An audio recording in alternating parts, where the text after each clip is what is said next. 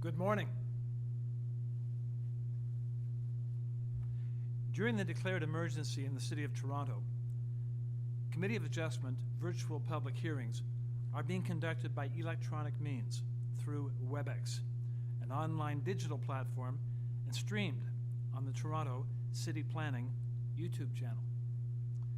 These measures are necessary to comply with physical distancing requirements and a provincial order that limits attendance at public gatherings. My name is Bruce Mullock. Panel members this morning are Zahir Bahat, Joanne Hayes, Im Chan, and Erin Cheng. This will be a virtual public hearing. Participants who have registered in advance will be able to make their presentations to the committee using WebEx, an online event platform that is being moderated by city staff. Anyone wishing to view the hearing may do so by watching on YouTube. Participants who have registered in advance will be connecting either by computer, a phone or tablet app, or by telephone. All participants will automatically be muted upon entry. When his or her item is called, each participant will be unmuted by the moderator, one person at a time. Only the committee members will be participating by video. Registered participants will be participating by audio only. We ask that you also mute your devices until you are called upon to speak.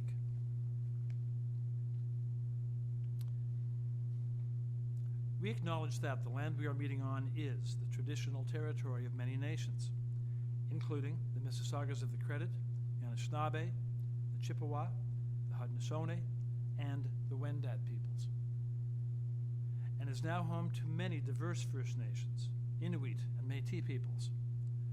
We also acknowledge that Toronto is covered by Treaty 13 with the Mississaugas of the Credit. In accordance with Sections 45 and 53 of the Planning Act, 1990 as amended, this meeting of the Committee of Adjustment of the City of Toronto is called to order.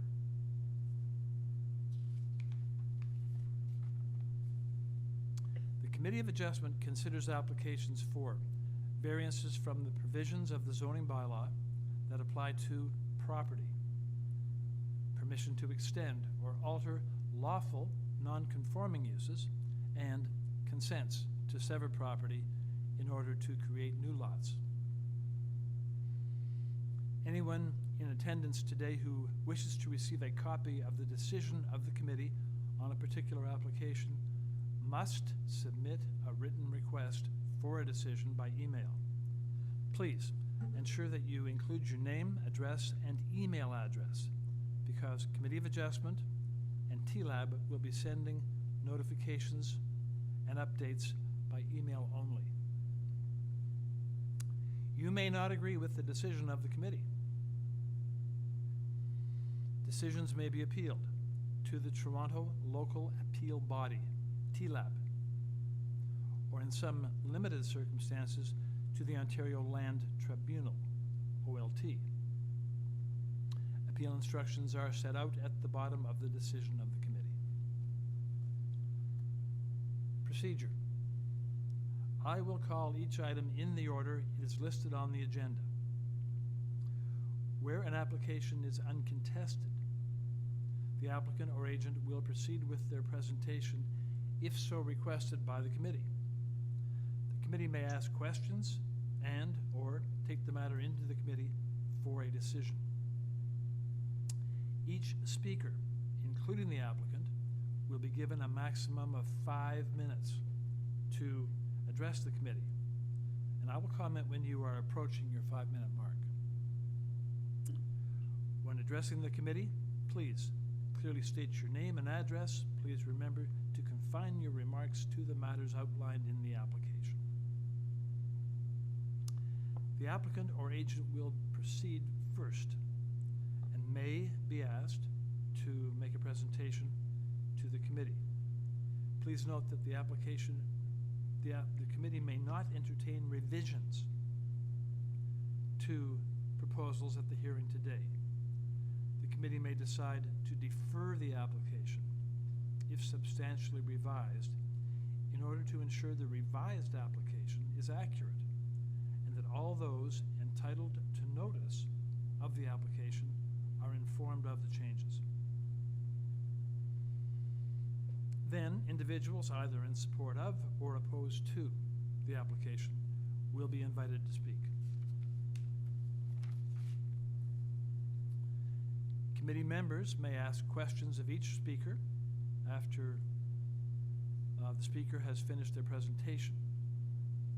When all the speakers are finished, the applicant or agent will have an opportunity to rebut, but only those issues that were raised by the speakers. And that will mark the end of discussion.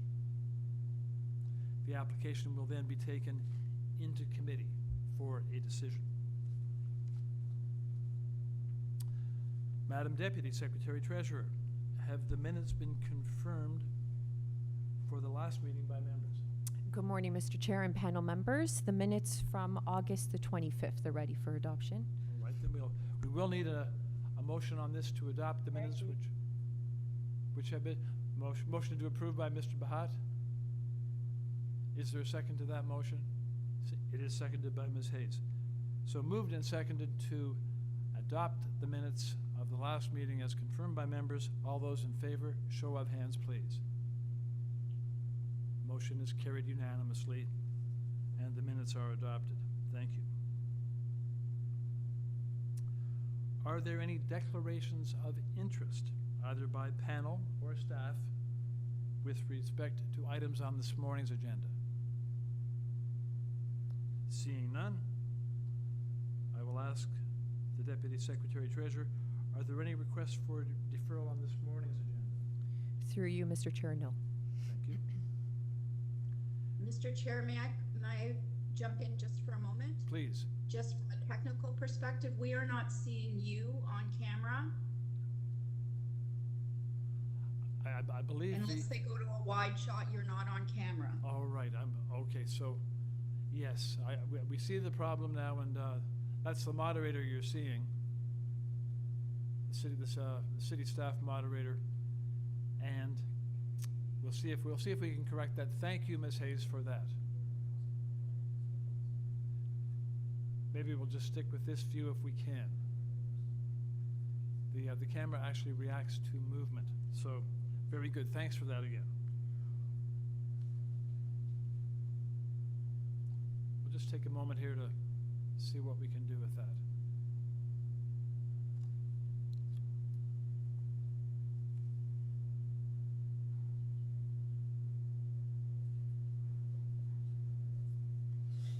I've got a petition here, and I'm trying to face that way. So.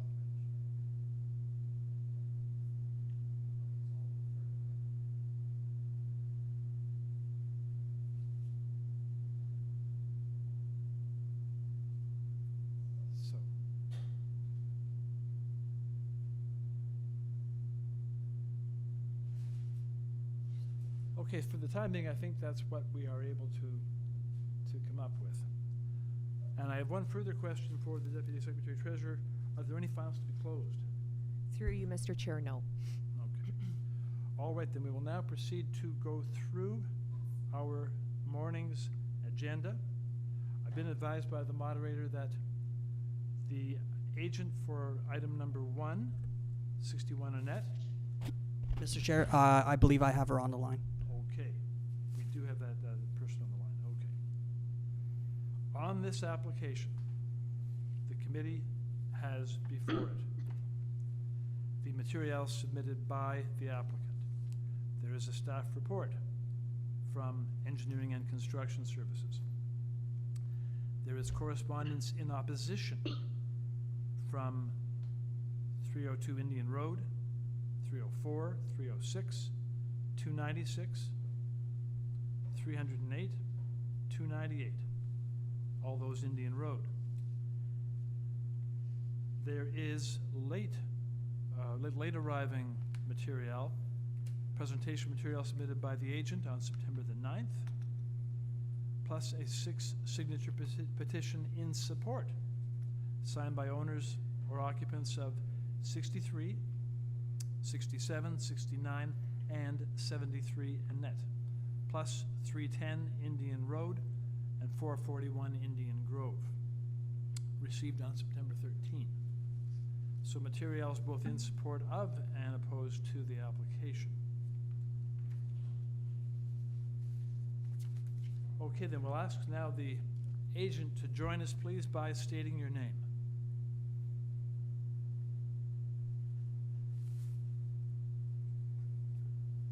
Hi, Aphrodite. You are unmuted on your phone device. If you can unmute yourself on your end or raise your microphone volume so we can hear you. Aphrodite, I will try to unmute you on your computer. I see that device here as well. 30 seconds remaining.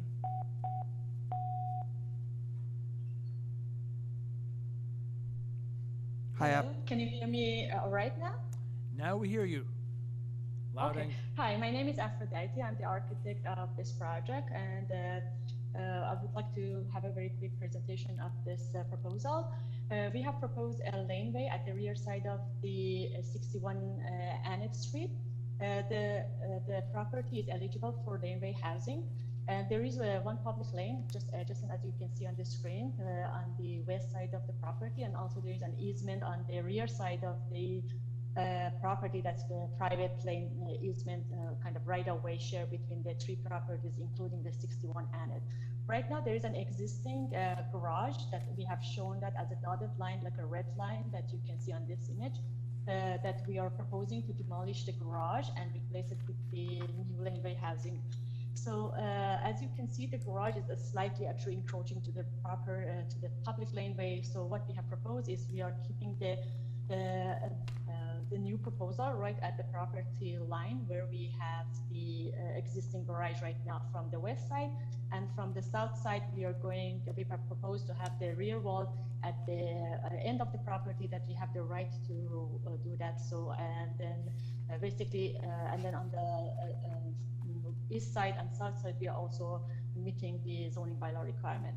So the two variances that we are asking, actually I have to confirm here, we had a variance for 45 angular plane, but which we have asked to remove it because we have redesigned the skylight that was encroaching to the 45 angular plane. So we are not asking for that variance anymore. Basically, we are asking only for variance 1 and variance number 3, that they are actually dealing both of them with the setback for the proposed wall at the west side. So if you go back to the that site plan that I can, yeah. So the only variance that we are asking, the two variances that we are asking, is dealing with the west wall facing the public laneway. So the requirement is to have the 1.5 meter setback that we are proposing 0, which we are putting the wall exactly where the existing garage right now is. And also they're asking for 2.5 meter from the center of the lane, which we are providing like 1.52 meter from there. So like these two houses that you see on the 63 and 61, they are existing houses and they have built to the maximum width.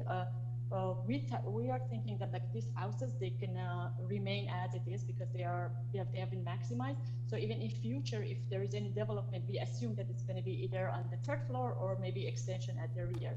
So and also the garage at 63 and also the 61, the existing one right now, the location that you can see that we have proposed the 61 laneway right there. So we think that this is not going to be a change to the neighborhood. So, I mean, it's not affecting the neighbors because we are providing the existing new laneway right on the existing location of the garage that it is right now.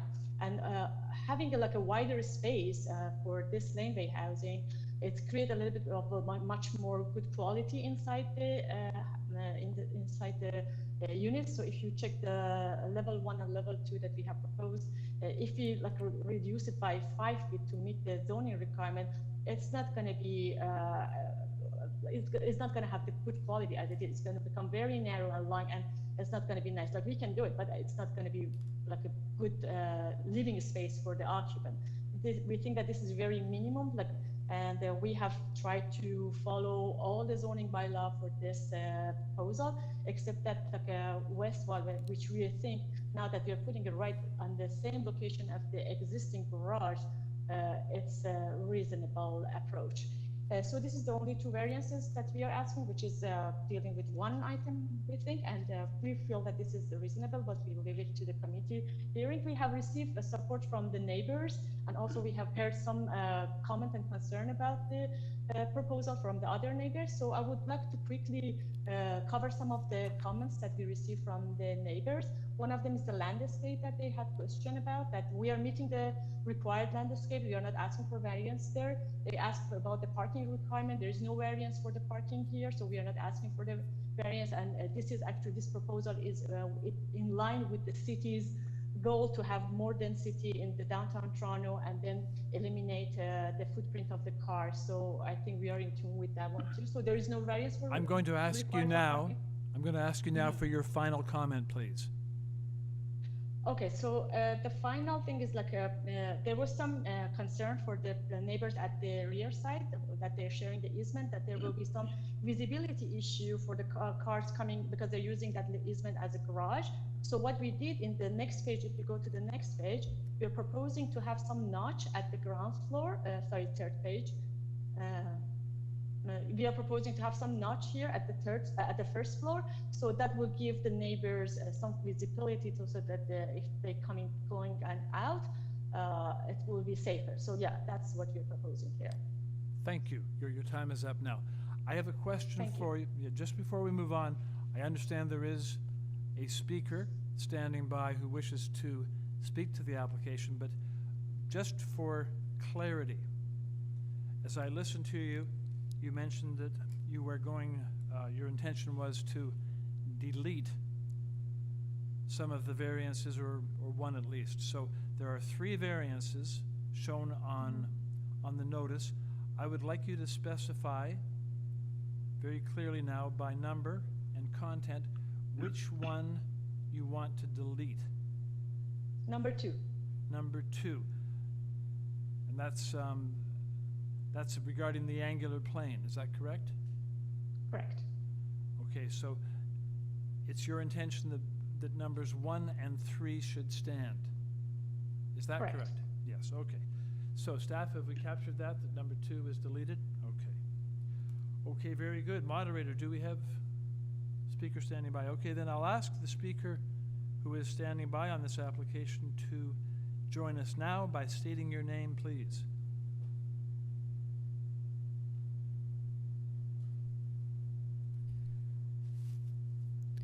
Hi, Ellen.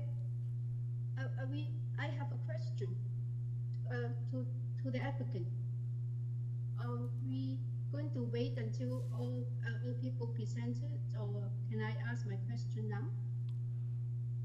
If your question is directed to the applicant, Yes. yes, okay. Well, the applicant, yes, but do you have a general? Go ahead and put your question now, please. Okay, my question is, can the staff bring up the survey, please? Would you mind repeating that, please? Can the staff bring up the survey of the property? Okay. In the survey, can the speaker, can the applicant clarify, the existing garage looks like it's at least about a meter setback of the property line. And in her presentation, saying that they're building as where the existing garage is. But I do not see that. They push it to the 0 setback in the proposal. And I think there's a discrepancy there. And can she explain? Okay, so your question, if I understand. If you look at the survey, the west setback of the existing garage, to me, is about, at least the minimum is about a meter, right? And in her presentation, she had mentioned that they're going to build the new laneway house as the existing, where the existing garage is. But in the presentation, it's 0 setback, means that they push it to the lot line. Okay. And there's a discrepancy here. It's Okay. actually not as it is. It's actually they push it to 0 setback. Okay, then, we'd like to have, your question then to the applicant is to give some clarity with respect to the setback of the garage. Is it the same as it was before, or is it different now? Is it less? Okay, thank you very much. Panel members, are there any questions for this speaker? Just another quick question, Mr. Chair. I'm not sure if the applicant is aware of the engineering conditions that have been presented. Mr. Bahad, this is a speaker speaking in opposition or in concern. So we can, when we go back to the applicant, we'll put that question to the applicant. Thank you. Okay, then, so let's do that now. We'll go back to the applicant. And applicant, a couple of things. Number one, panel members, or panel member wonders whether you're aware of the report from engineering that pertains to this application, and the person who spoke in opposition, or in concern, from 306 Indian Road, is asking you to clarify what the setback on the garage, on the structure will be, and how it compares to what is there now. Go ahead. Sure. Can you bring page A102?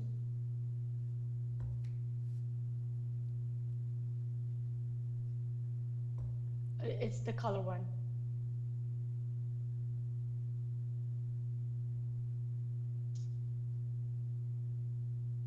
So by saying that, look, we kept the existing wall of the garage, the new proposal on the existing wall of the garage, we are talking about just the variances that we are asking, that the wall that's affecting that, which is the west wall. So the west wall is going to stay as it is. That's the wall that we were referring to, because that's the one that it has created variances. The wall at the south side, we are putting it right at the property line, and yes, the garage was 0.76, as we have dimensioned that. Further back, as you see the dotted line, the red line, that's the existing location of the garage, and 0.86 from the easement. But that's not creating a variance by putting the new laneway housing right at the rear of the property, because this property owns by this owner, so he can build it all the way back to the easement.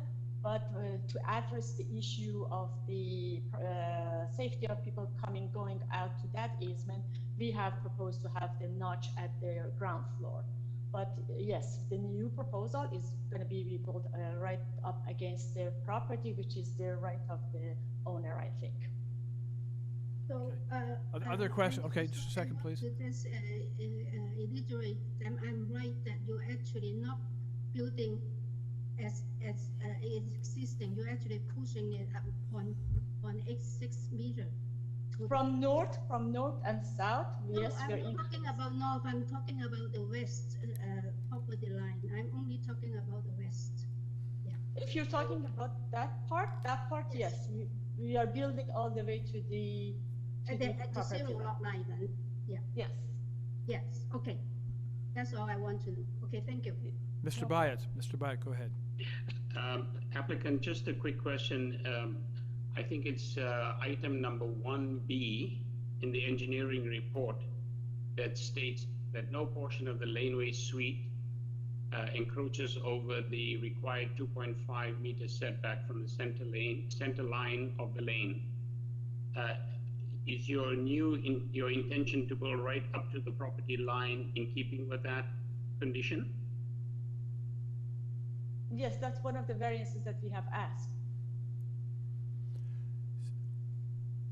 Okay, so what we're pointing out to you now is that there is, we've had a report from engineering which expresses concern about that because of, this is number 3 variance.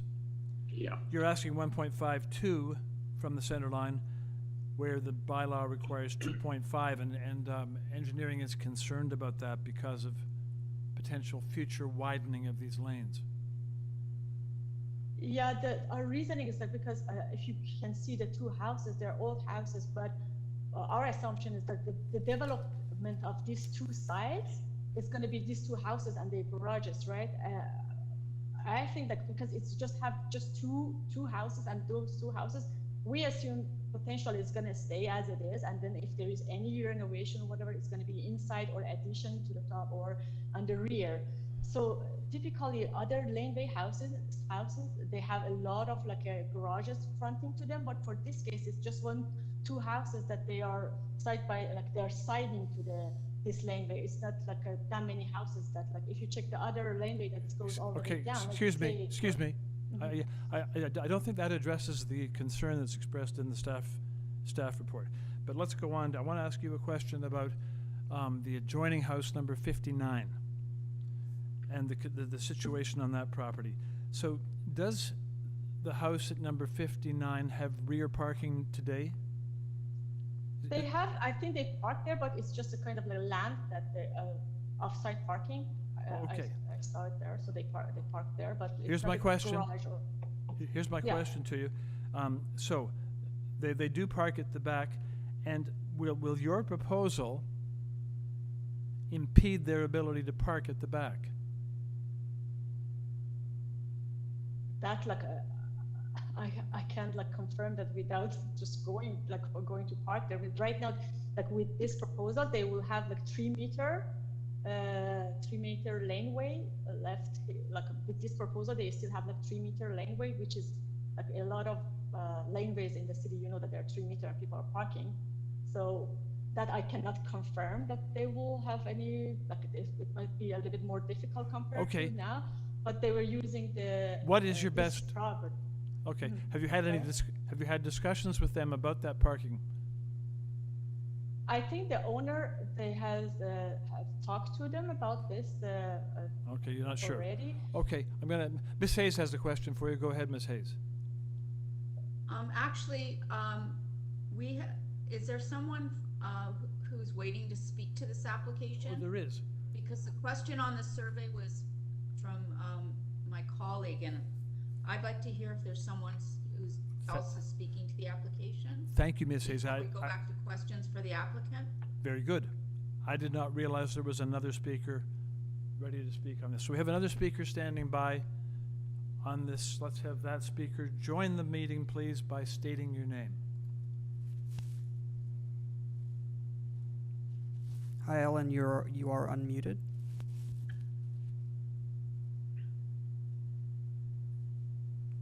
Ellen, I'll try giving you a call at your provided number. If I can Yes, just I think it's worth waiting. We're just going to wait for a moment to see if we can connect with this speaker.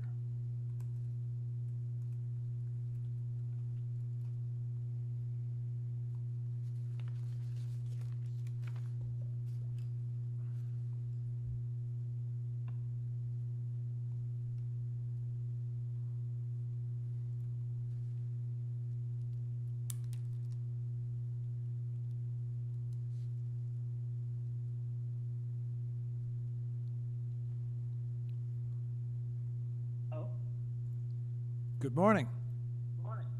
Good morning. I think, wait. hold on. Hi, Ellen. We are getting some feedback from your phone. If you can turn off any speakers you may have or anything playing in the background so we do not hear an echo. I will try to unmute you now. Hang on. All right, so I'm having trouble because I don't think you'll be able to hear me from. Hi, Ellen. We're still getting feedback from your microphone or your phone. If you can, again, if you're on speaker, if you can turn it off and just use your handset, so we don't get any feedback. Maybe that will help. I'll try to unmute you again. Can you hear me? Much better. Thanks. Now you're clear. Okay, right. Please state your name.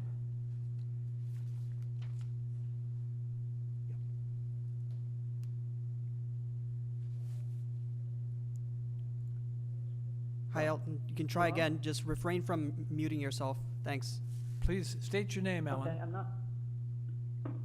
My name is Ellen Margulies. Okay, now we have connection. We're with you. You're with us. And Excellent. you have 5 minutes to address the committee. Go ahead.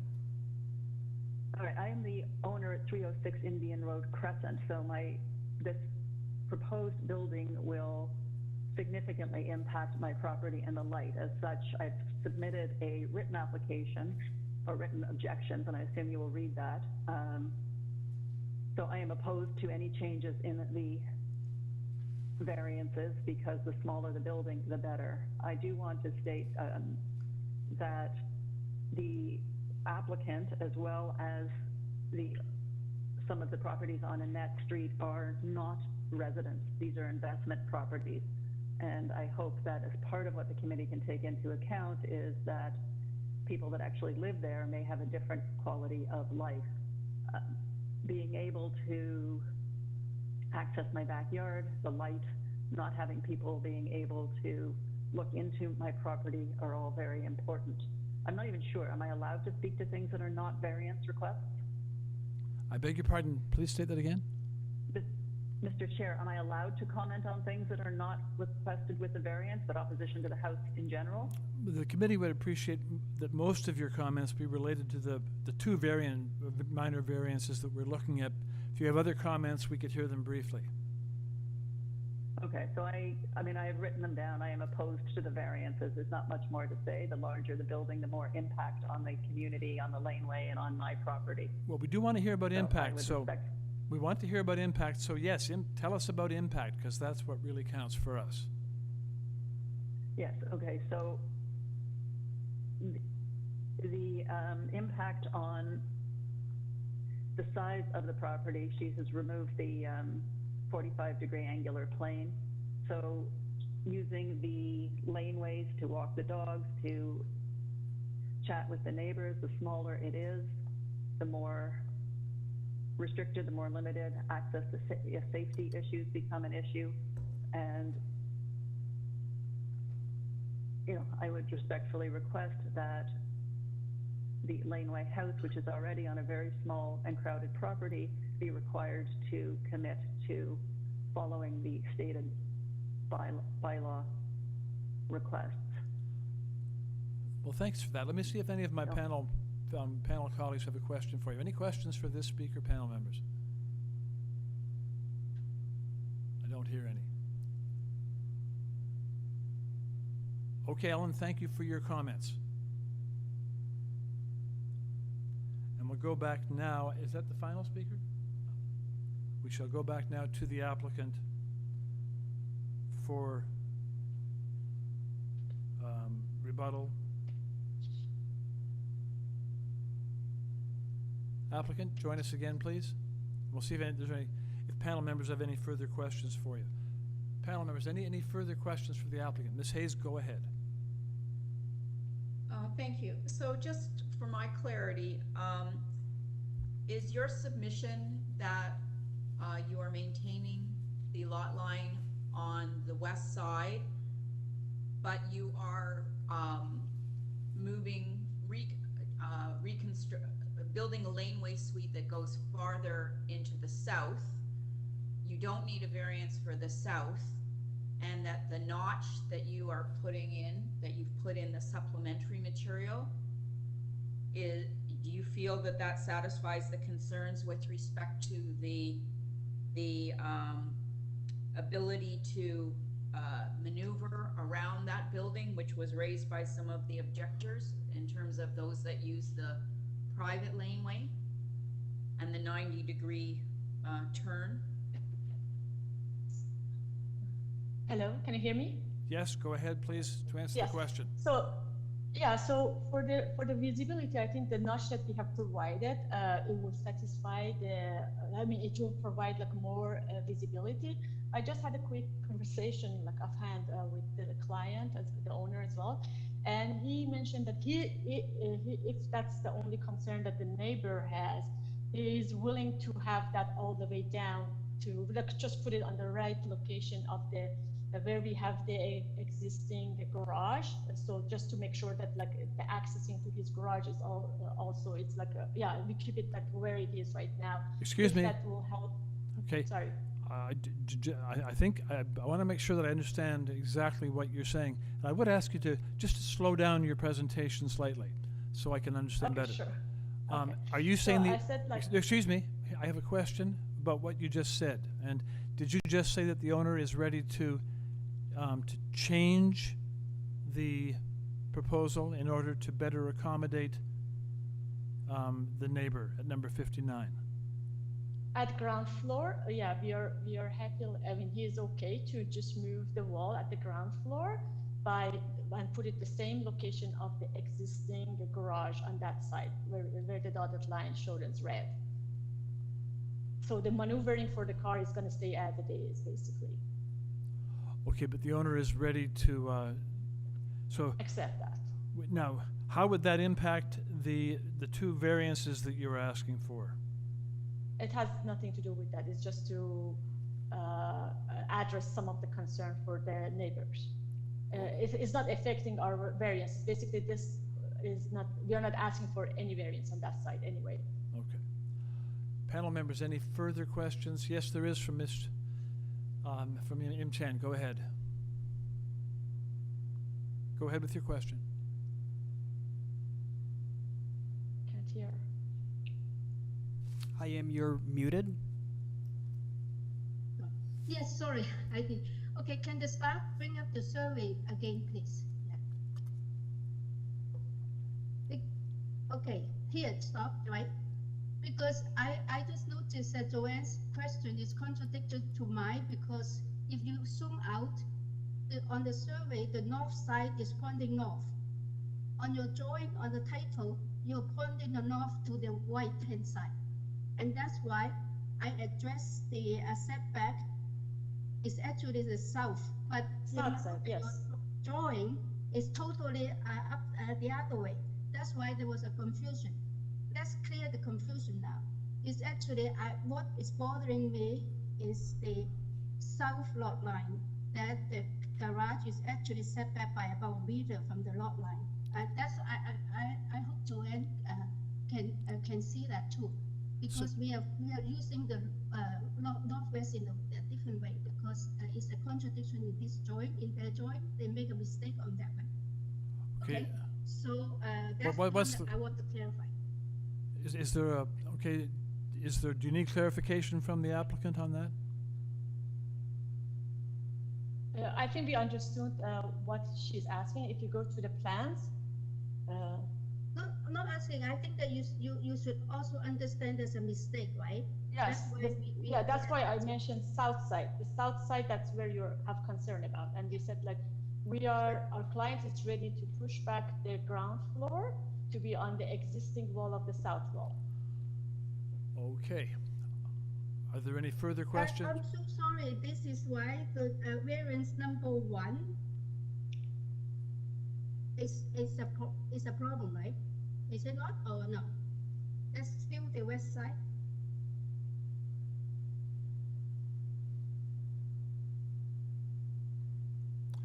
That's not the west side. That's the north side now, right? It's the north side No, now? the west side. The west side. No. Okay. That's the west side, exactly. Okay, then your drawing is wrong. Okay, thank you.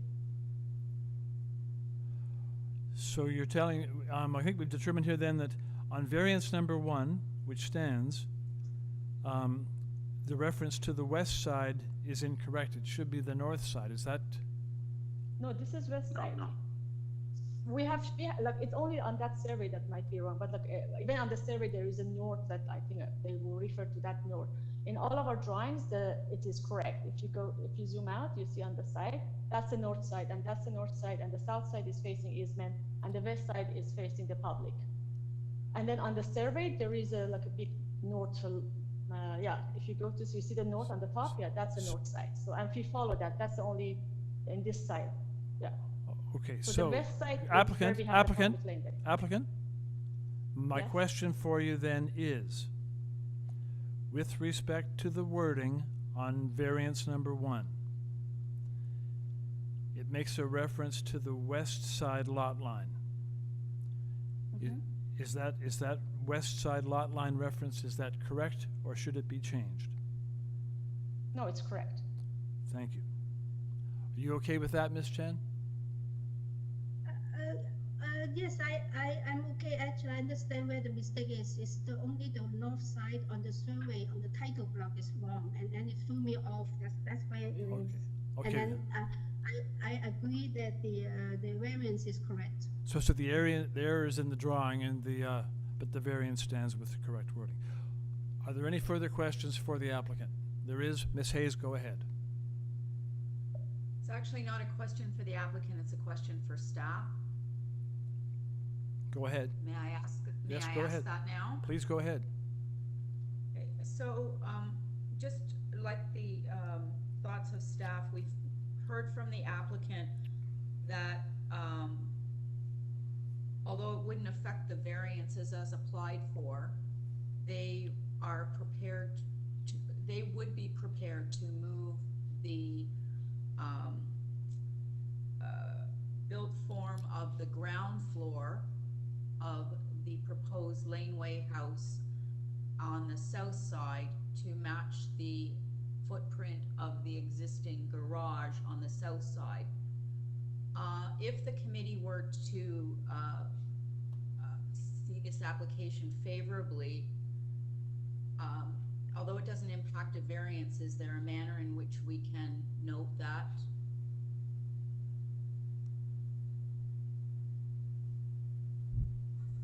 Through you, Mr. Chair, can the agent submit a revised plan showing the changes or note the change on a site plan and then submit that? And the condition would be to tie to the revised plan that shows the revision. Is not one of the challenges there, though, is that we wouldn't have the plan before making a determination? That is correct. Yeah. Yes, it is. Mr. Bayat. I think just in keeping with Ms. Hayes' question, as the applicant has indicated, the owner of the home is prepared to move the construction back to the existing garage site, which means, if I understand correctly, that variance number 3 would no longer be required. Would I be correct? Oh, through you, Minister, I think it's still needed because it's the second floor. The second floor, they still want to have their overhead. So Okay. The only way Just to a do it second, is to put just a in second. condition is the ground floor have a setback of 0.86 meter or something like that, the larger of the two, right? Sorry, number 3 is dealing with the public laneway. It has nothing to do with the south side. Like all of our Okay. variances are Okay. dealing with the with the public laneway. That's an easement, and we are not No, asking I'm for saying- any Okay. variance there. That's number Yeah. one. I'm talking about number one, Yeah. variance number one. We will need number 1 and number 3, even if we are pushing back the building at the ground floor. We still need those 2 variances. Yes. Yes, yeah, through you, Mr. Chairman, that's what I want to clarify. The 2 variants still needed, but we can. The put 2 in variances are still needed, conditions yes. so At this that point, the ground floor of the laneway house has to have a setback of 0.86 meter from the property line on the south. And then we can specify that, and then they can submit a revised drawing to okay. reflect that. I think that we can put in 2 conditions. At this point of discussion, I think we will officially take this application into committee. I think it needs some discussion as we decide how to proceed with it. So we are now officially in committee, and let's get some ideas about how we might address this. There are some issues here. They need to be thought through as a committee. So who'd like to go first? Go ahead, Ms. Chan. Yes, I can go first because when I look at this application, that is the point. The existing condition is actually very, very tight, and it's not. Although the laneway is the house is built at the zero lot line at the laneway, it obviously does not meet the laneway house zoning bylaw that it's got a wider laneway. So it's not a very typical site for a laneway. So I can still support it if they keep the garage, the new house as it is with that about 1 meter setback. Then because it's existing condition, they have been used to this tight spot, so I can still support it. But by pushing it to zero lot line, I cannot support it because I think that is create a very negative impact to just the adjacent two property. And it's just, that's why with the revision, I can support it. You can support it with those? As it is, I cannot, but cannot. if they agree to increase the setback of the ground floor on the south side to about 1 meter or 0.68 meter, I can support that. Who'd like to speak next? Go ahead. Maybe if I can, Mr. Chair, I'd just like to also go back to the engineering report, and that's coming back to item 1B that says no portion of the laneway suite, whether it's the south side or the west side, I assume, encroaches over the required 2.5 meter setback from the center line of the lane. If any of that intended structure doesn't go beyond those requirements, it's also a situation where I would not be able to support it. I'd have to be looking at engineering report, look at the recommendations that engineering has. Thank you. Next, Ms. Hayes, go ahead. To the point about the engineering report,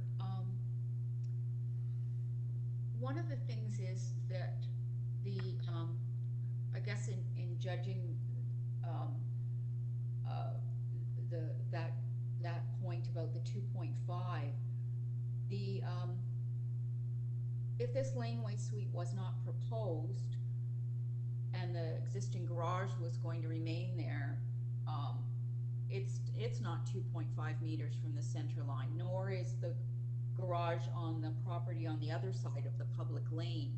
So the ability to have the 2.5 wouldn't exist even if those structures were to remain and there was no laneway housing.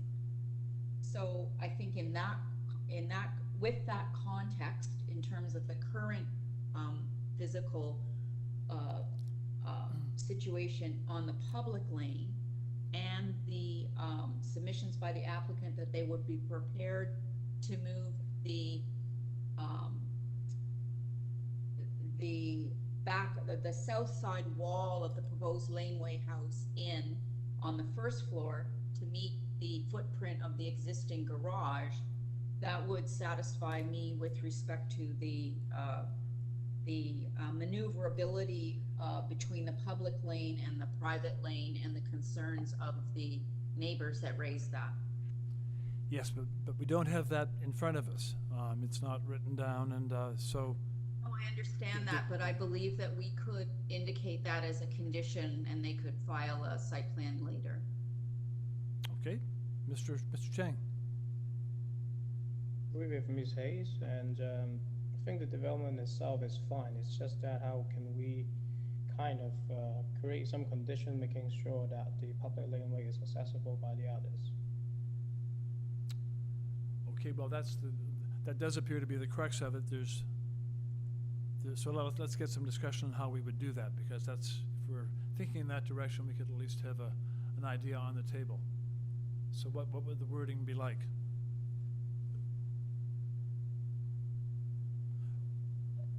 Or we could ask the Deputy Secretary Treasurer. And I'd ask staff for their thoughts on this, but could it be that the application be approved subject to the rear wall of the laneway sweep that would front on the private lane be the same footprint as the existing garage, and that the whole matter be subject to the engineering staff report except for condition 1B? Through you, Mr. Chair, that would work. That would work? Okay. So from the Deputy Secretary Treasurer, we have it that would work. Ms. Chan, go ahead. Yes, I feel more comfortable to actually specify a number for the ground floor setback to 0.86 meter, because If you just say tie to the survey, use a lot of time, the survey do not have that kind of dimension. So I think that we should tie it to a dimension.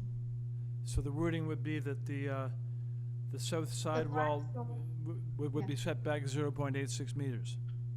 Yes. I like that better too. I like that better than the reference to the existing garage too.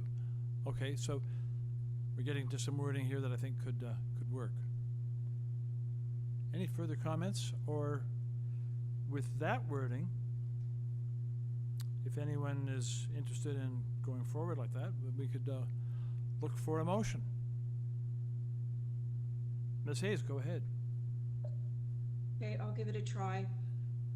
Through you, Mr. Chair, I'd like to move a motion that the application be approved, subject to that the ground floor wall of the proposed laneway suite that abuts the private lane be 0.86 meters from the south lot line, and that it be subject to the conditions outlined in the engineering report, save and except for item 1B.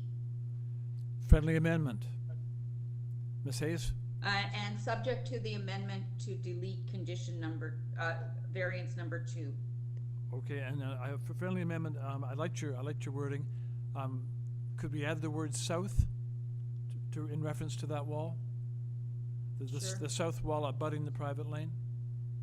Yes. Okay. There we have a motion. Is there a second to that motion? It is seconded by Mr. Byatt. So it is moved and seconded to approve the application with the condition that have been specified. All those in favor, show of hands, please. And there is unanimous show of hands. The motion is carried and the application is so approved. Thank you. We move on to item number 2. On item number 2, 98 Berkshire Ave. The committee has before it material submitted by the applicant and presentation material submitted 30 August by the agent.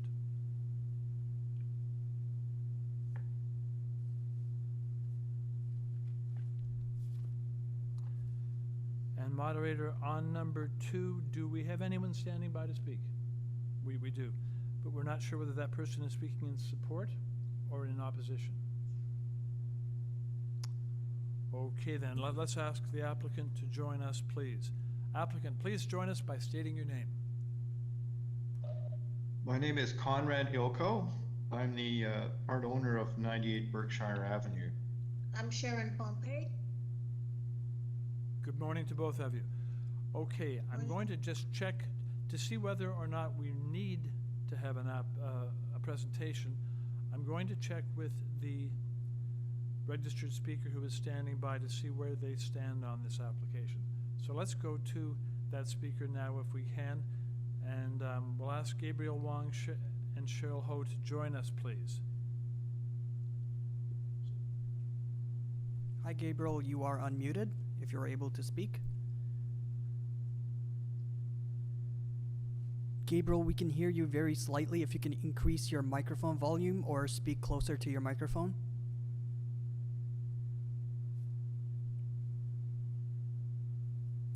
Gabriel, I will try to give you a call at your registered number if you can give me a minute.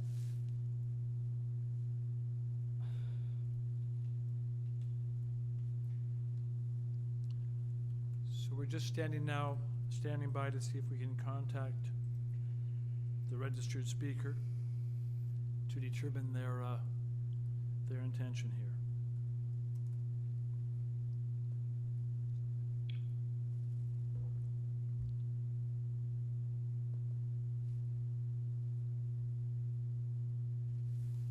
Hi, Gabriel. I'm just giving you a call at your 647 number.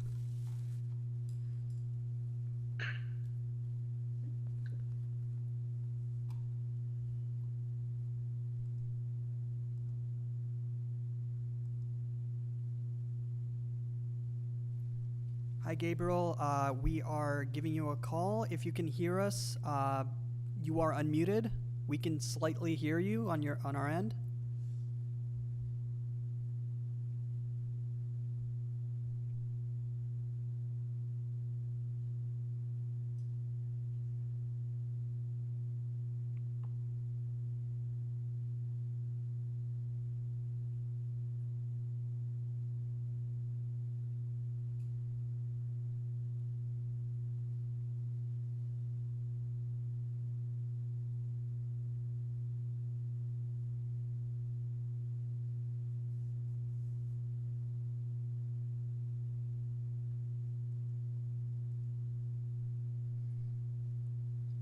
Hi, Gabriel. If you can hear us, I'm now calling you at your 416 number.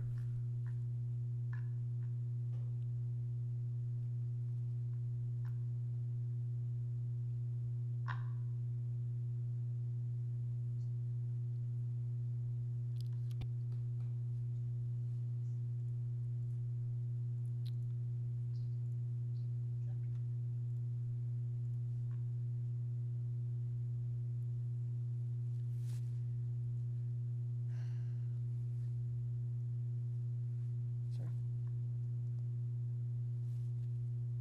Yeah, through you, Mr. Chair, I am unable to reach. Okay. Okay, so what we're going to do here, the number 3 is also the same agent. So, Mr. Ilko, we're going to come back to item number 2. We're just going to jump ahead now to number 3, on which we don't show any registered speakers in opposition. And so if we can go back to Mr. Ilko. Yes. We are now dealing, my friend, with number 3, not number 2, but your name is on both of them. So let's see if panel members would like a presentation on number 2. On number 3, sorry.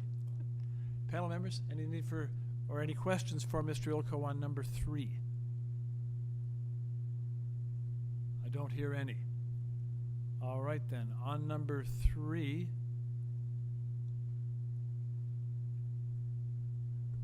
if there are no questions, is anyone ready to move to a motion?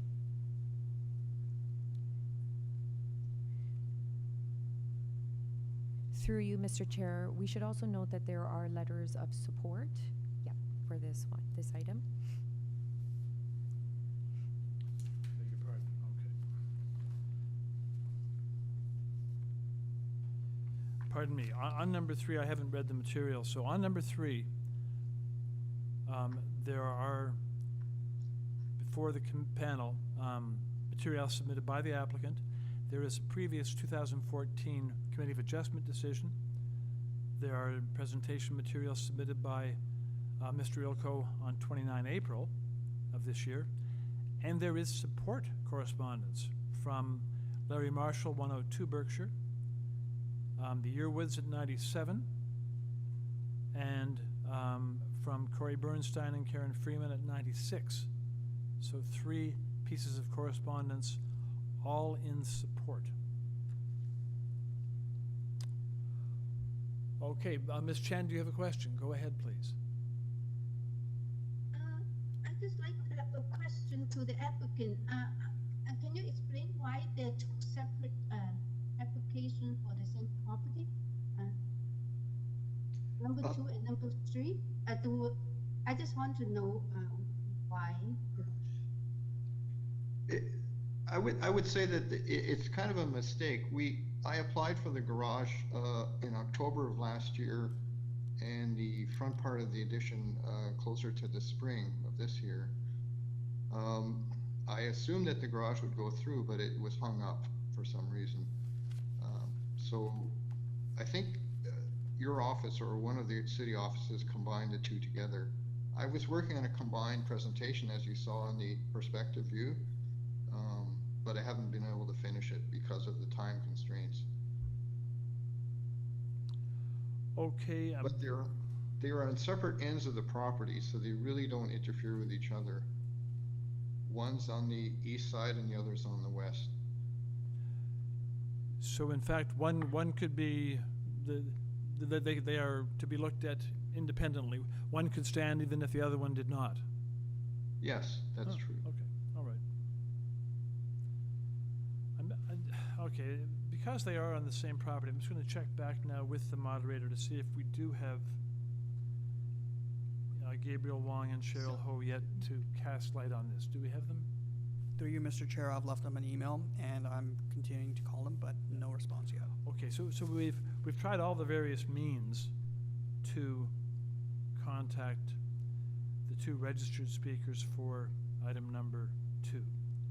So we are now officially on item number 3. I think we can address it, then we'll go back to item number 2, and I'll just advise the panel that the sense here is that either one of these applications could stand on its own. So we're on number 3. Ms. Chan, question do you have on number 3? Yes, in that case, so the item number 3 with to do with the main house, all the stats also including number 2, right? All the coverage and everything that is tied. It's not as in. I'm not too sure whether that's been updated to reflect it's actually the same property or. Can I make an observation that Go ahead. item number 2 deals with ancillary buildings, I believe, in the zoning bylaw, whereas the main house is, of course, a different bylaw. Yes, The I two, understand. yes. Yeah, I understand that. What I'm saying is that usually it will affect the overall coverage or the density of the auxiliary building. If it's not a laneway house, it will be counted as part of the coverage, right? I just want to know that the number 3 is reflecting, it's included everything that we are going to read in number 2. That's all. Just want to confirm that. The coverage of the ancillary building, I don't think has anything to do with the main building per se. In any case, I'm reducing the size of the main building by taking off the enclosed porch. Question, Mr. Byatt. Just to the applicant, I'm just looking at variance number 8 and number 2, the application number 2. This is to do with soft landscaping. Can you tell me what the current percentage of soft landscaping it is that you have? On that application, let me, I believe it's, can the staff turn to the second page of the CA presentation? Just a point of clarification, are we dealing with these applications together, or are we going to deal with them I'm sorry, separately? yes. But Mr. Byatt, I'm going to ask you to hold that question, as I should have done, Certainly. until we come back to number So 2. We are actually on number 3 right now, so we I are dealing. apologize. We are dealing No, with that's okay. That's okay. I just want to clarify for myself, sorry. No, that's important. So we are dealing with the application separately. We're on number 3 now, hoping that Okay, in the. so then I have a question just further to what the applicant just said. You're saying you're not proceeding with the front porch. Does that adjust any of the variances being applied for on number 3? The circle, the bubble part shows that what I've done is, in order to get the 3rd floor under the required FSI, we have to remove the front porch. The front porch has a problem with the foundation. It's basically rotted out. So it was going to be removed anyhow. At one point, we were going to build the whole building out to that line, but Excuse me, in order applicant. to- Excuse me. Go ahead. The question is because we have to deal with what's been distributed to us and to the public. So, does what you're saying impact any of the plans or the variances that we're actually that are written down and before us? No, this is accurate as far as I can see. Okay. Other questions for the applicant?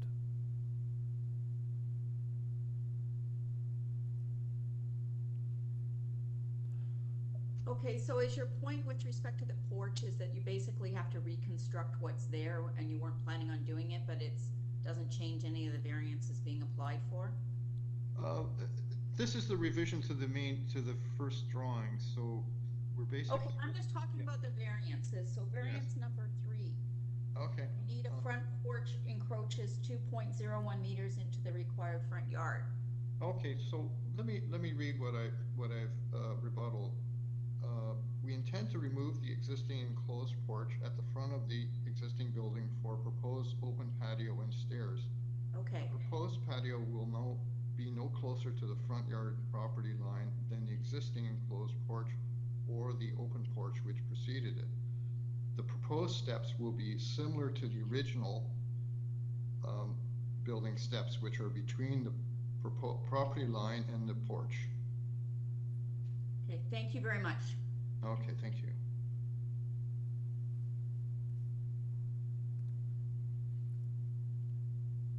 Ms. Chen, go ahead.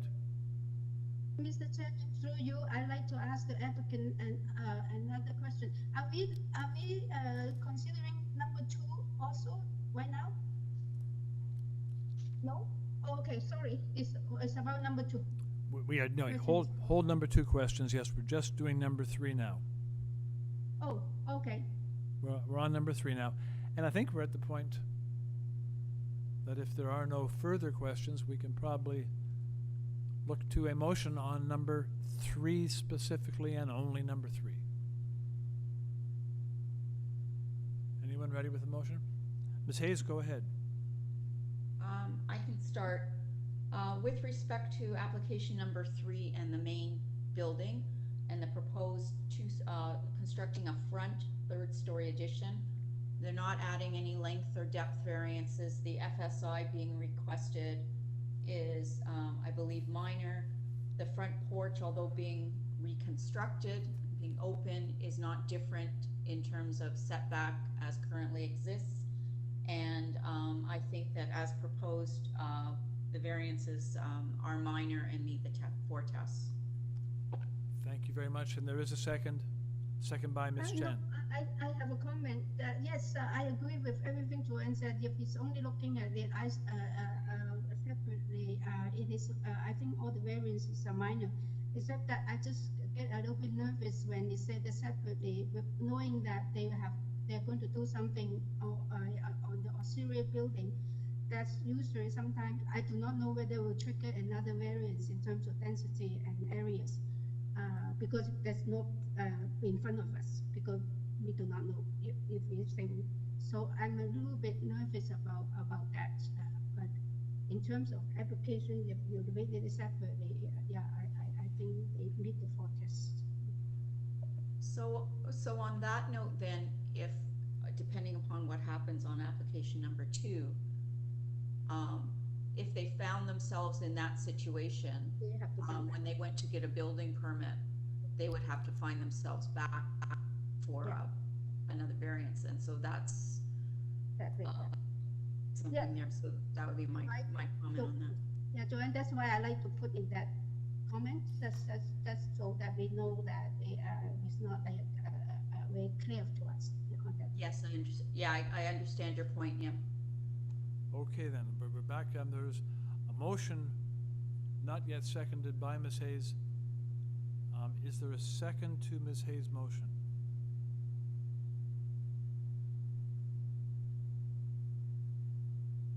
Mr. Chair, I'll second that. It is And I second. think it might be worth having that comment that Ms. Chen had referred to, perhaps noted. Okay, let's think of some wording then. How would we note that? We could, friendly amendment suggested here, Ms. Hayes, to your motion, to add some wording that would note that. So what could that wording consist of? Ms. Chen?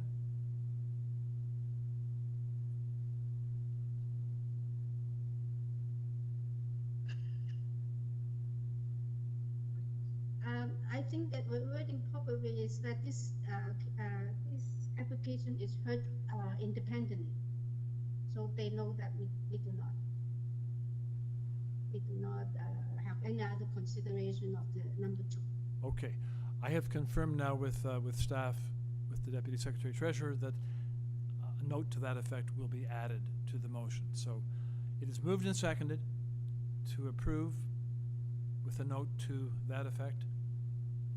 All those in favor, show of hands, please. And unanimous vote to approve that motion and to approve the application on number 3. We are moving back now to number 2. We'll check one more time with the moderator to see if we have any registered speakers with us.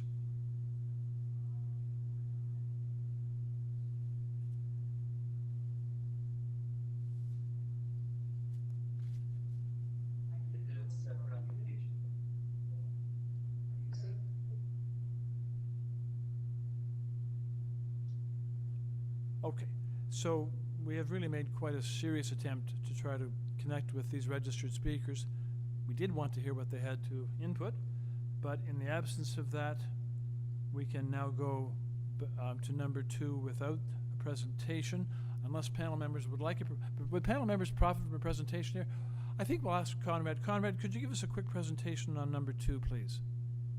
Sure. I'm just going to address the variances. The variances asked for in the garage proposal can be grouped into 3: setbacks, height, and areas. Variances 1, 2, and 3, garage setbacks, we intend to have the proposed parking as close as possible, proposed garage as close as possible to the laneway in order to accommodate a 5.6 meter in length parking space and an existing trellis with wisteria vine. The garages in our laneway all seem to have different setbacks. Following the side yard setback seems to be pointless, given that the adjacent garages do not respect these setbacks. That is, the garage to the south is on the property line, whereas the garage to the north has a roof overhanging our property. Variances 4, 5, and 6, garage heights. We feel that the deck should be allowed as a thrifty use of urban land, otherwise used exclusively for parking. As we are both advocates of green space and conscious of global warming, a container garden will be established on the deck. Our proposal involves a privacy fence for the deck. The fence height should be allowed due to its function as a visual barrier. The proposed deck has been flagged as a second story with associated area, but we feel it should be treated differently as it's not roofed. Variances 7, 8, and 9. Garage areas. Due to the small size of this urban lot and the relatively large size of modern cars, we feel that a larger percentage of coverage is required for the proposal. Regarding soft landscaping area, we propose French drains to collect stormwater and control runoff, as shown on drawings. We are also using rainwater barrels, which further reduce runoff.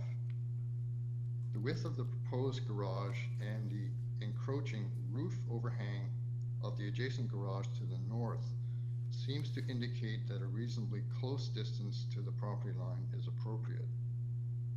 This concludes the garage variances.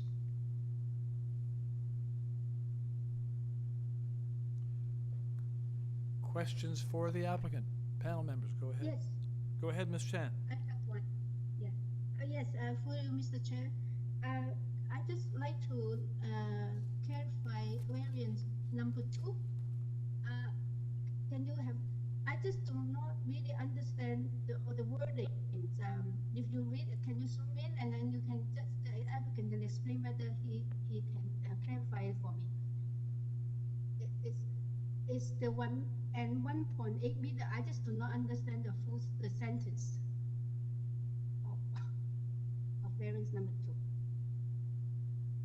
I know what you're asking for is 0, but can you explain that, please? Oh, this is the.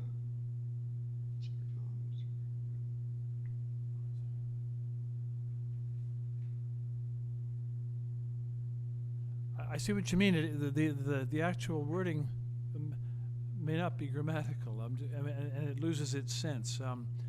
It reads, the minimum required side yard setback for an ancillary building or structure in a rear yard and 1.8 meters or more from the residential building on the lot is 0.3 meters. The minimum, minimum required, okay.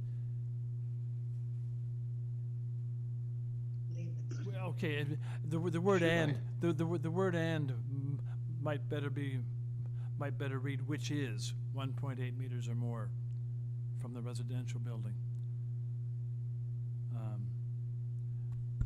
Should I speak to Through, this? Go ahead. Through you, Mr. Chair, I just looked up the zoning notice, and the variance should read, the minimum side yard setback for an ancillary building or structure in a rear yard. It does say and 1.8 meters or more, but I don't believe you need the and. So You in a don't- rear yard, 1.8 meters or more from the residential building on the lot is 0.3 meters. If we deleted the and, That's correct. we would have achieved this, yes. Yes. Okay, just a typo there. That Okay. makes a lot more sense to It me. does make Thank sense you. now. Thank you, Ms. Chan, for that. Anything you wish to say, applicant? Yes, it seems to me that if both of the properties to the north and the south have a 0.3 meter setback, then you basically have 2 feet between buildings, garage buildings. By the way, I should point out that on the survey, which is shown on this plan, the garage to the south has been demolished and the new garage is built, which is actually on the property line, adjacent to the fence. So if I were to build one at 0.3 meters, it would be unusual. It would be an unusable space. 1 foot cannot be passed through. It's basically a useless space. So my argument is that our lot is 20 feet wide. If we chop off this area, we're not going to be able to use it at any rate. So I'm asking to come to the property line or slightly inside. And that next door garage is recent build, is it? Yes, the one on the right. The one on the right is actually on the property line. South property line, sorry. Quick question for you, applicant. I think you made reference to this, so I just want to make sure I understand. So the rainwater from the second floor patio will be carried down to the ground by an eaves, and then what happens to it once it gets to the ground? It's a French drain. The hatched area on the north of the garage will be soft landscaping, but we can't grow very much there because it's in the shadow of the building from the south. So we're planning on having French drain, which is basically a pit filled with gravel that will hold water and rain barrels as well. Okay, thank you. Thank you for that, okay. Okay. Further questions for the applicant panel? Ms. Hayes, go ahead. Yes, I'd like to understand whether or not there are any other two-story garages or open amenity spaces such as being proposed in this area. And also, I noticed from your drawings that there's already quite a large, I won't define it in terms of size, but a patio already existing in the rear yard and pavers in front of the proposed garage. Is there any way that the landscaping variance conditions could be improved upon?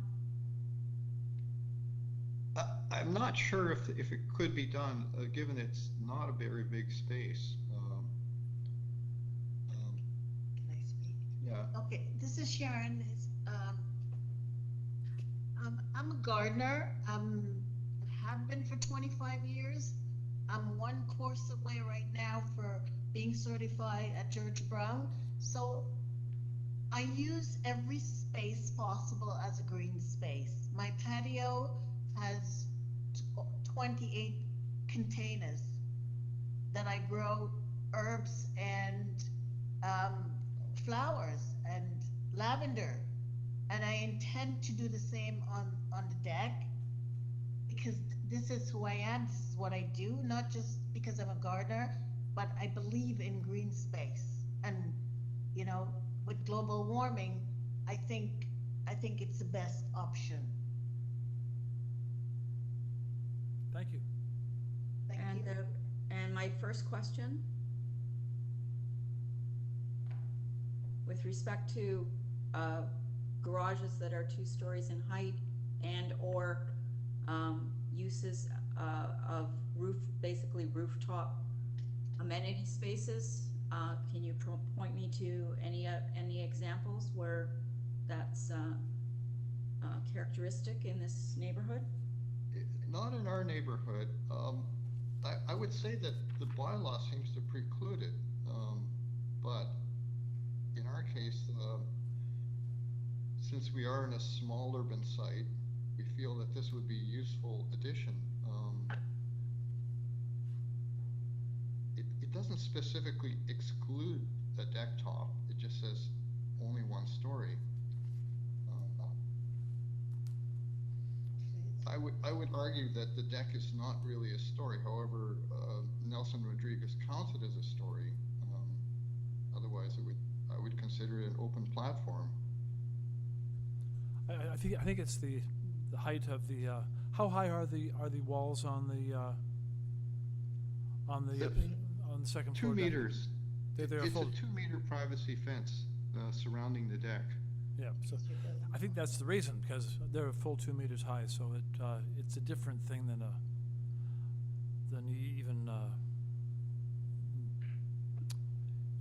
I could reduce the height of even it 1.8 slightly. would look less imposing, but okay.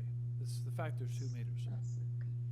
We can reduce it to meet your requirement. We could reduce it to 1.8. I think that might make a difference. Yes. Now, does that impact any of the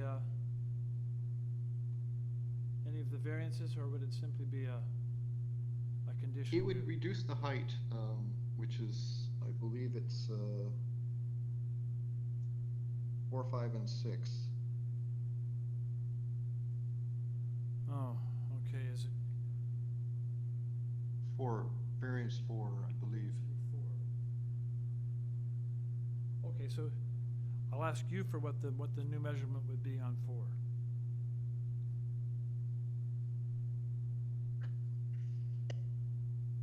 I could reduce it to I believe it's 4 meters. I don't think so. You're taking off 0.2, Yes. but I need you to give me the number, not me to come to it for you. Yes, I would have to look over my drawings again. Can I? Go ahead, Ms. Chan.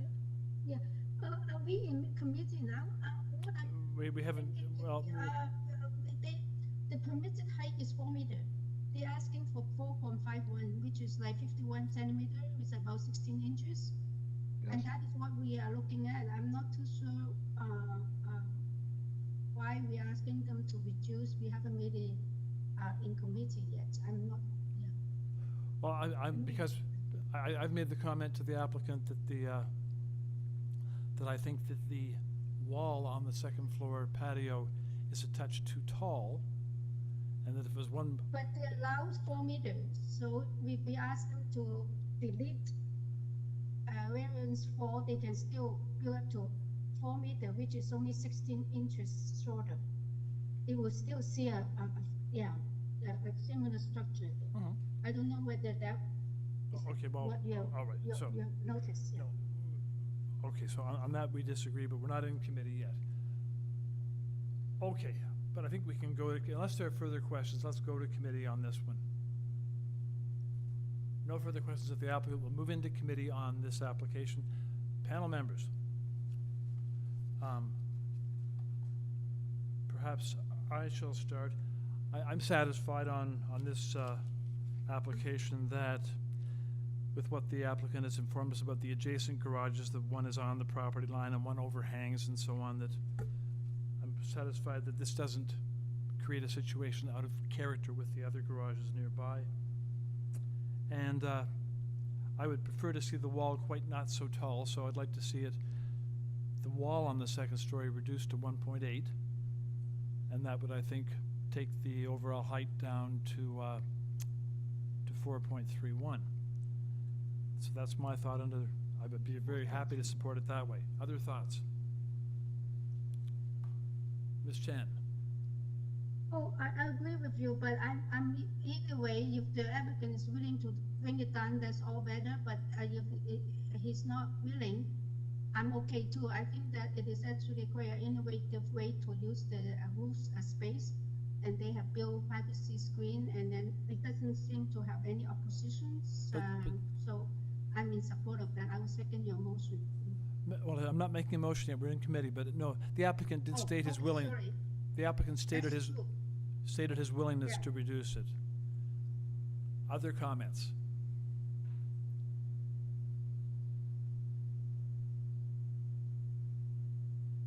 Any other comments from panel members?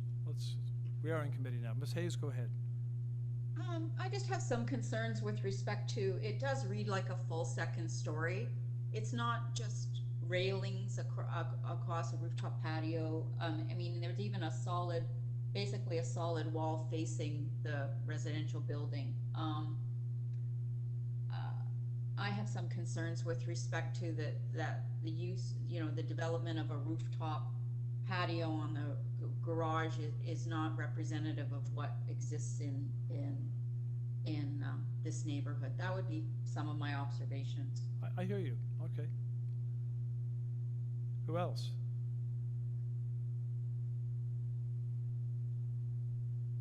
Let's go, Mr. Chang, go ahead. I tend to agree with Ms. Chen that this is a pretty innovative way to create a little urban space in a very tight site.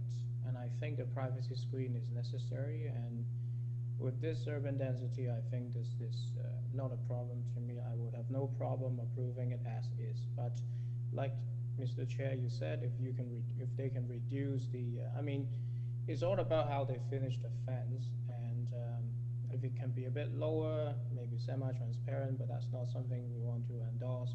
It would create a nicer space or view for the neighbors at the back, but I don't think that's a problem with the fence. So I agree that let's bring it down to 1.8, and if someone can make that motion, I'm happy to second that. Thank you. Mr. Byatt? No comment? No No specific comment, Mr. Chair. I think what Mr. Chen has just said, I think if he proposes that as a motion, I could live with that. Okay, then, I will look to... Would there be any consideration to permeable pavers? For where? The proposed,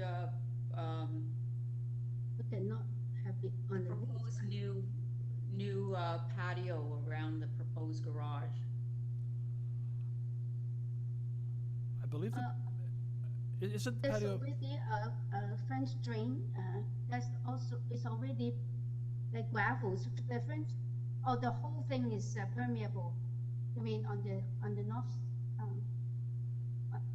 on the. Between the stone pavers between the proposed garage and the existing stone patio. Also because, it's just to improve the drainage situation. Also, Okay, I hear what Ms. Chang is saying, that it is a French drain, so that it is permeable, but I'm not sure. There's two separate treatments there. I see what you mean, Ms. Hayes. So let's just for a moment go back to the applicant for a quick clarification. On the area surrounding the garage, there are two treatments. One is permeable. Applicant, are they both permeable or not? You'll have to- Permeable, sorry, the stone pavers are intended for walkway. It could be opened up a bit, I suppose, have isolated pavers, more like stepping stones.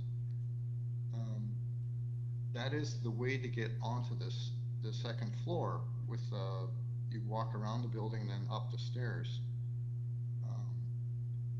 So possibly 50% of it could be the garden. I don't think more than that, though. Are we talking, this is the area on the north side of the garage we're talking about? We're talking about the paper east, where it says stone No, pavers. The north side is all permeable. Drain. Oh, I see, okay. Yeah, it's Yeah. all Now I got it. permeable.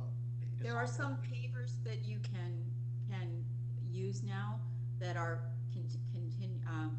considered permeable pavers. So it Yes. doesn't necessarily have to be grass. It's just a different kind of material that allows for some penetration. I understand what you're saying. I just feel that there has to be at least a 2-foot solid walkway around the, let's say, the east side to reach the stairs, practically speaking. So The I think suggestion- between the downstair and the trellis could also be permeable. The permeable pavers that the panel member is talking about are used on driveways, so that they are solid. Yes. That can be done. I think that could be done. Thank you. Okay, we're back into committee now, and looking for a motion on this, looking for a motion. You ready to make a motion, Mr. Chan? Yes, Or- I or- do, but I'd like to confirm from the applicant that they agreed to reduce the fence to 1.8. Yes. Okay, Yes. so Yes. I'm going to make a motion is to approve the application with the amendment on variance number 4 to the height of 4.31, and also use permeable pavers in the in the rear yard, the new rear yard. Right?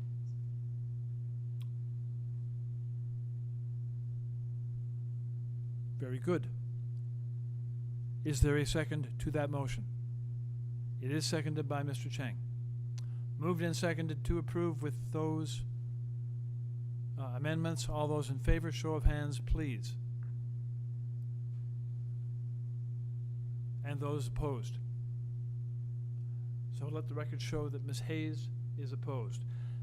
With that, the motion is carried and the application is so approved. The panel moves on now to item number 4. 33 Salem Ave. Here we have before us applicant's materials as submitted. There is email correspondence from City Planning, and there is a staff report from Engineering and Construction Services. On item number 4, we have no registered speakers other than the agent. Right. So we shall ask the agent to join us now by stating your name, please. Hi, good morning, Mr. Chairman and members of the committee. My name is Kathy Garrido. I'm the architect for the project and the agent for the owner. Good morning to you. Okay. Panel on 33 Salem, would you like a presentation or would you like to go straight to questions to the applicant? Any questions? Question, Ms. Chan. Yes, on variance number 3, you said that the living house is going to penetrate the 45 degree angle. Can you show it to us where? Because I cannot find that shown on your drawings. We didn't show the diagonal line. However, that is Yeah. simply because it's an existing building and it just penetrates the back. The last section, page A206, Yeah. shows the section of the backyard. Mm-hmm. And it is only just the top corner. The edge of the roof is about 5.2 meters at that corner. Okay. So I see. the 45-degree angle would actually come down 1.2 meters, so approximately 4 feet. So there's a little 4-foot section of the existing 4-foot roof section. that would. I see. I mean, it's very useful. Sometimes we just want to know how much, right? It's just, okay. It's just a little corner you're saying. Yeah. Yes. Okay. It's for the entire length though, right? That is correct. The width of the yard, for the width of the yard. Okay, thank you. So I had a similar question too, and that was about the intrusion into the angular plane. And you're telling us that it just kind of nicks the top 1 meter of the building? Yes. Yes. Okay, thank you. 1.2 meters down by 1.2 meters over at a 45, so it's just a little corner. Very good, okay. Further questions for the applicant, panel? Hearing none, we could move to a motion, please. Ms. Hayes, go ahead. Thank you.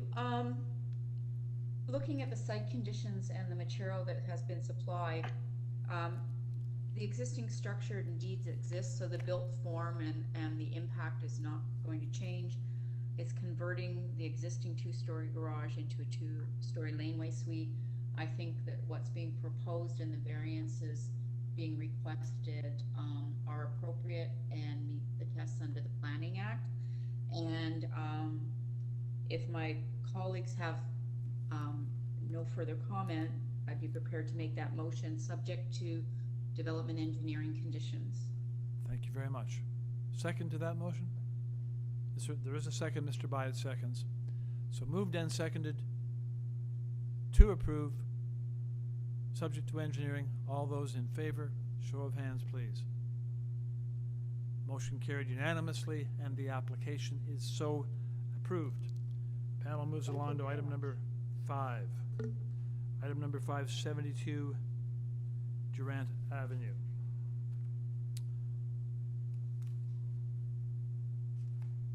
Okay, I want to check with moderator. Moderator, are there any registered speakers now? We're just the agent? Okay.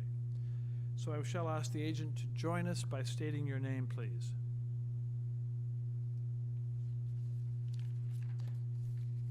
And with me today, I have my wife, Katie Smith, as well as our architect, Nick Ciccone. Very good. And on this application, the committee has before it material submitted by the applicant. There is email correspondence from Mr. Ciccone from May 31st. We have email correspondence from community planning of city planning from March, and we have staff reports from community planning dated 8 September and from urban forestry dated 8 September. There is opposition in the form of written correspondence from Joshua and Katie Smith from an undisclosed address received on the 8th of September. And beyond that, we have, Sorry to interrupt, sir. Excuse me. There was a couple of things we wanted to point out from the submission. So that letter of objection is actually not a letter of objection. That is our own letter that was mislabeled in the when it was uploaded. I beg your pardon. Thank you for pointing that out, because I picked that up myself in the and I remember reading the letter and thinking, this is certainly not a letter of opposition. It was obviously the cover letter from the applicant who spoke about their forever house. Yes, my thanks for bringing. That is correct. So that was us. We're certainly not objecting to our own bill. Very good. Very good. Perfect. And there was one other thing that we did want to hopefully point out quickly before you move on. So there was, in reviewing the material that was posted, we noticed that they had omitted the letters of support that we had gathered from our neighbors. Excuse me, I'll actually meet with a big portion of our neighborhood to discuss the designs, and we had submitted 8 letters of support along with our original submission prior to the due date. However, that wasn't uploaded. Okay, applicant, you received it yesterday. Perfect. Okay, excuse me. You have jumped ahead of me there, because I was just about to mention that we have late I am so sorry. arriving submissions in the form of 16 form letters in support. And these are signed by the owners and occupants of 50, 66, 68, 70, 74, and 86 Durant Ave, plus letters in support from 67 and 69 Roosevelt Road. And all those were just received yesterday, September the 14th. So, I think now we are square on what the panel has before us, and we've distinguished between applicants' cover letters and letters of opposition. Very good. Okay. So there's no one registered in opposition. I'm going to ask the panel, would you like a presentation on this application? Or do you have questions for the applicant? Do you want to go right to questions? There is a question by Ms. Hayes, and then following Ms. Hayes from Ms. Chan. Ms. Hayes, go ahead. Thank you very much, Chair. I have just, would like to hear some comments with respect to the staff report from community planning. Just from a context perspective, I have reviewed all the information that you've submitted and the examples you provided. However, just from a context perspective, I'd like to understand the context of the examples you provided with respect to the commentary provided from planning with respect to main wall height, pedestrian entrance height, building height, and the floor space index, and the commentary in that report. If you could focus sort of to that, I would appreciate it. Absolutely, and thank you all for taking the time to meet with us. We've been looking forward to this for a year since you originally submitted our designs. So in respect to the comments from the planner, before we even move forward, we are prepared to satisfy our variance 8, which is the front entrance to the foyer of the house. So we can remove that, and our architect will be amending the plans to satisfy that variance. Just a second, applicant, so let's go slowly. You are removing variance number 8. Yes. Which relates As to well as main variance pedestrian 3 entrance and and 4. okay. So number 8 is deleted. Thank you. Go ahead.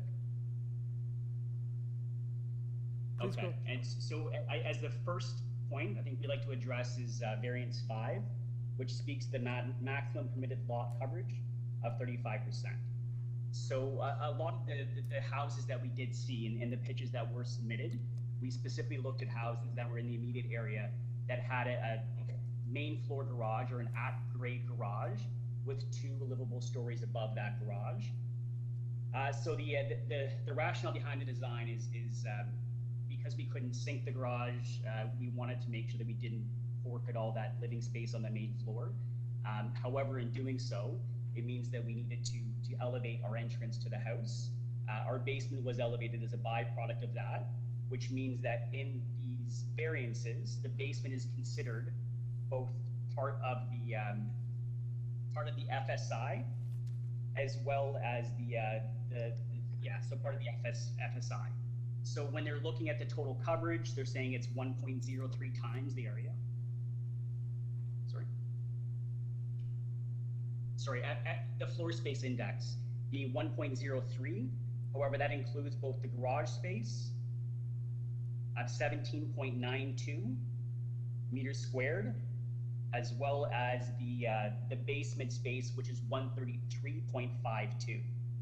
So if we were to exclude the basement from the floor space index, as is the case in most buildings, it actually brings it down to 0.6297 or 0.63.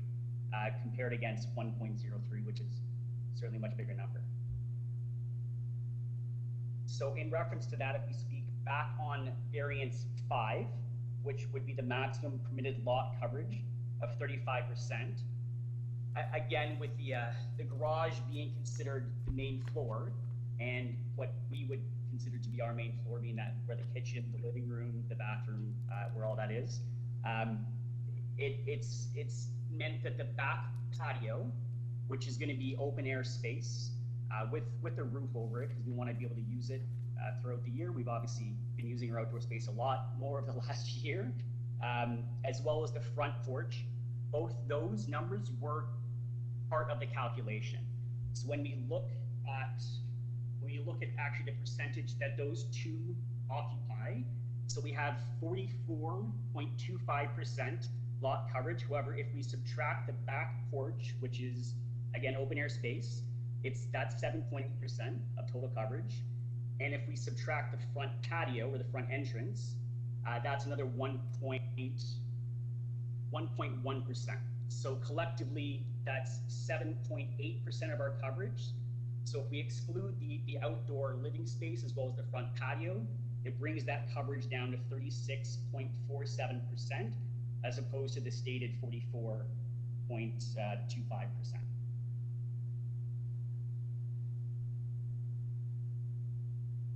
So, one of the other things that was expressed, obviously, was the height of the building.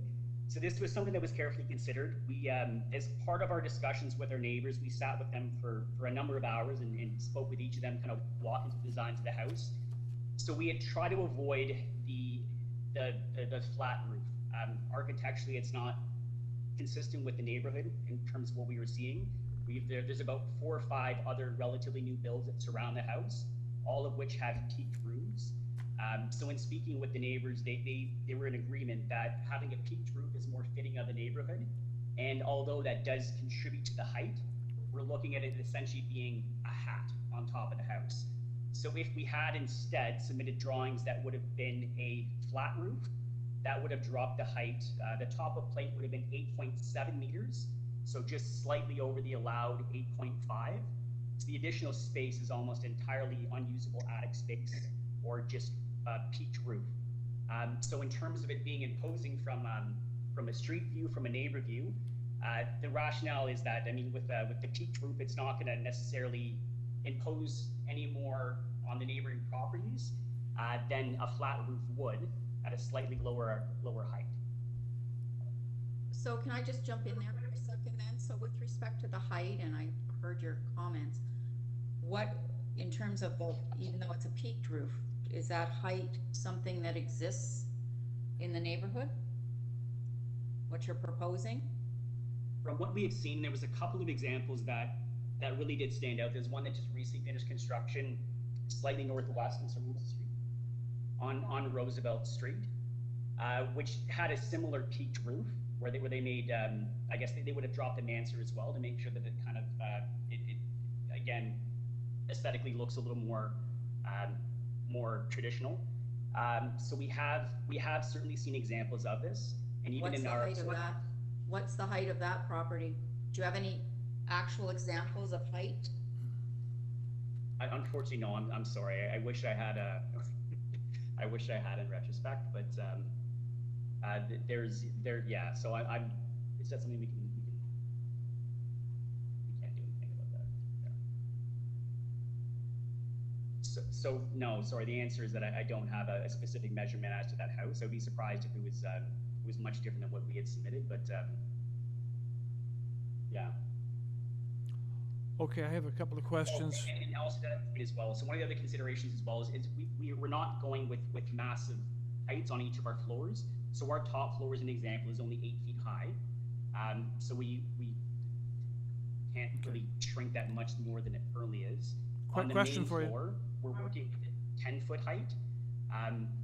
So again, we're not going for anything egregious in terms of 12 feet, 13-foot ceilings. It really is.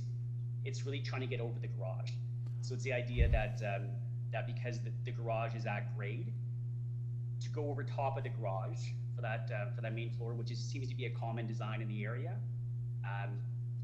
Okay, I have a question for you on the garage. Well, while you bring up the Yes. garage, which elevation is it? The east elevation we should be looking at to see the garage? I want to see the wall that the garage is in. It's an integral garage, correct? Right there, yes. Okay, and is it that 3 panel? That 3 panels looks like a window, but it's actually the garage. Yes. Okay, so yes. Okay, now I understand that. Thank you on that item. Coming back to the planning staff report. The planning staff report is of concern to me also because it's pretty clear. It's pretty clear that the variances relating to floor space index, height, main wall heights, and pedestrian entrance height do not meet the intent and purpose of the official plan. Very specifically, we need you to address those specific things again. FSI, height, main wall heights, because planning are concerned about them, and I as a panel member am concerned also. Absolutely. So in terms of number variance 8, we have removed that. So we will be satisfying that variance. That's the pedestrian entrance. In terms of number 9, the floor space index, so if we look at the houses that are in the area, so by the definition of this bylaw, 0.45 times the area of the lot is, and if I speak in square footage for a moment here, so it's just over 4,000 square feet, so 4,076 square feet. To do 0.45 times the area of the lot would be an 1,800 square foot house, so about 900 feet per floor, which having looked in the area over the past 4.5 years for our next and forever home, we can certainly say that there's plenty of examples where that's not the case. And in fact, the two neighbors immediately behind us have buildings that occupy considerably more FSI and then also the GFA coverage. So it's, I mean, there's, I think with all the new constructions that we have seen in the area, they're certainly bigger than 1,800 square feet. And we have one of the larger lots that we've seen. We've seen quite a few houses that again have 2 floors above a garage where they're on 2,500 foot lots, which would have similar concerns, I would have to imagine. And again, it comes back to the idea that the basement is included as part of that calculation. So the basement itself actually accounts for 133.5 square meters, and the garage accounts for just shy of 18 square meters. So once we exclude those two, it does go from 1.03 to 0.6297. So it's a considerable difference. And the rationale behind the basement, from what I understand, is that if we were to sink the basement further, so if we were to go with a much deeper basement, then that would no longer be considered as part of the FSI. So they would only then include the main floor and the upper floor, which I believe is the case with most houses that I would be submitting. But for economic reasons or for cost reasons, we don't want to go necessarily that deep. Plus, we want to make sure there's natural sunlight in the basement. When I say we're planning our forever home, we truly are. So there's a reasonable possibility that my parents, as they get older, they're going to be moving in with us. So we're trying to build a basement suite that's going to be, that will eventually be very livable for them as they get into their older years. Thank you very much, panel. And again, Thank you. There's another question for you from Ms. Hayes. Go ahead, Ms. Hayes. So we're getting a lot of minutia detail with respect to why you think something should be included or why the number is so big. So I hear you and I understand that explanation that you've given with respect to your proposal and why you think something's included or not, and it really is only the garage or it's the covered back porch, but it's open space, but the calculations are the way the calculations are. So having said that though, again, from context, the rules would have been applied to everybody, in the neighborhood who is building. So I'm looking, I want to provide the opportunity for you to point out to us. We did get the list of addresses and the pictures, but it's difficult just from addresses and pictures to say whether or not exactly is the home that you're proposing to build, is there any similar homes in terms of the variances being requested in the context that you're presenting, that you can point us to exactly? Yes, you've given us some that have 2 stories above a garage. Granted, I get that. But from an FSI perspective, the lot coverage is not something that actually was pointed out by the planning as a concern, and there's different thoughts about that. But if you can just speak to just the entire context of the project versus how it fits in, what other the built forms are that exist in the neighborhood. Are you going to be the biggest, the tallest? The planning suggests that this reads like a 3-story home. So can you give us just some of your submissions or observations with respect to the whole context, rather than cumulatively versus just each matter, which I appreciate what you've done in your submissions, but I'd just like to hear some more general context comments, please.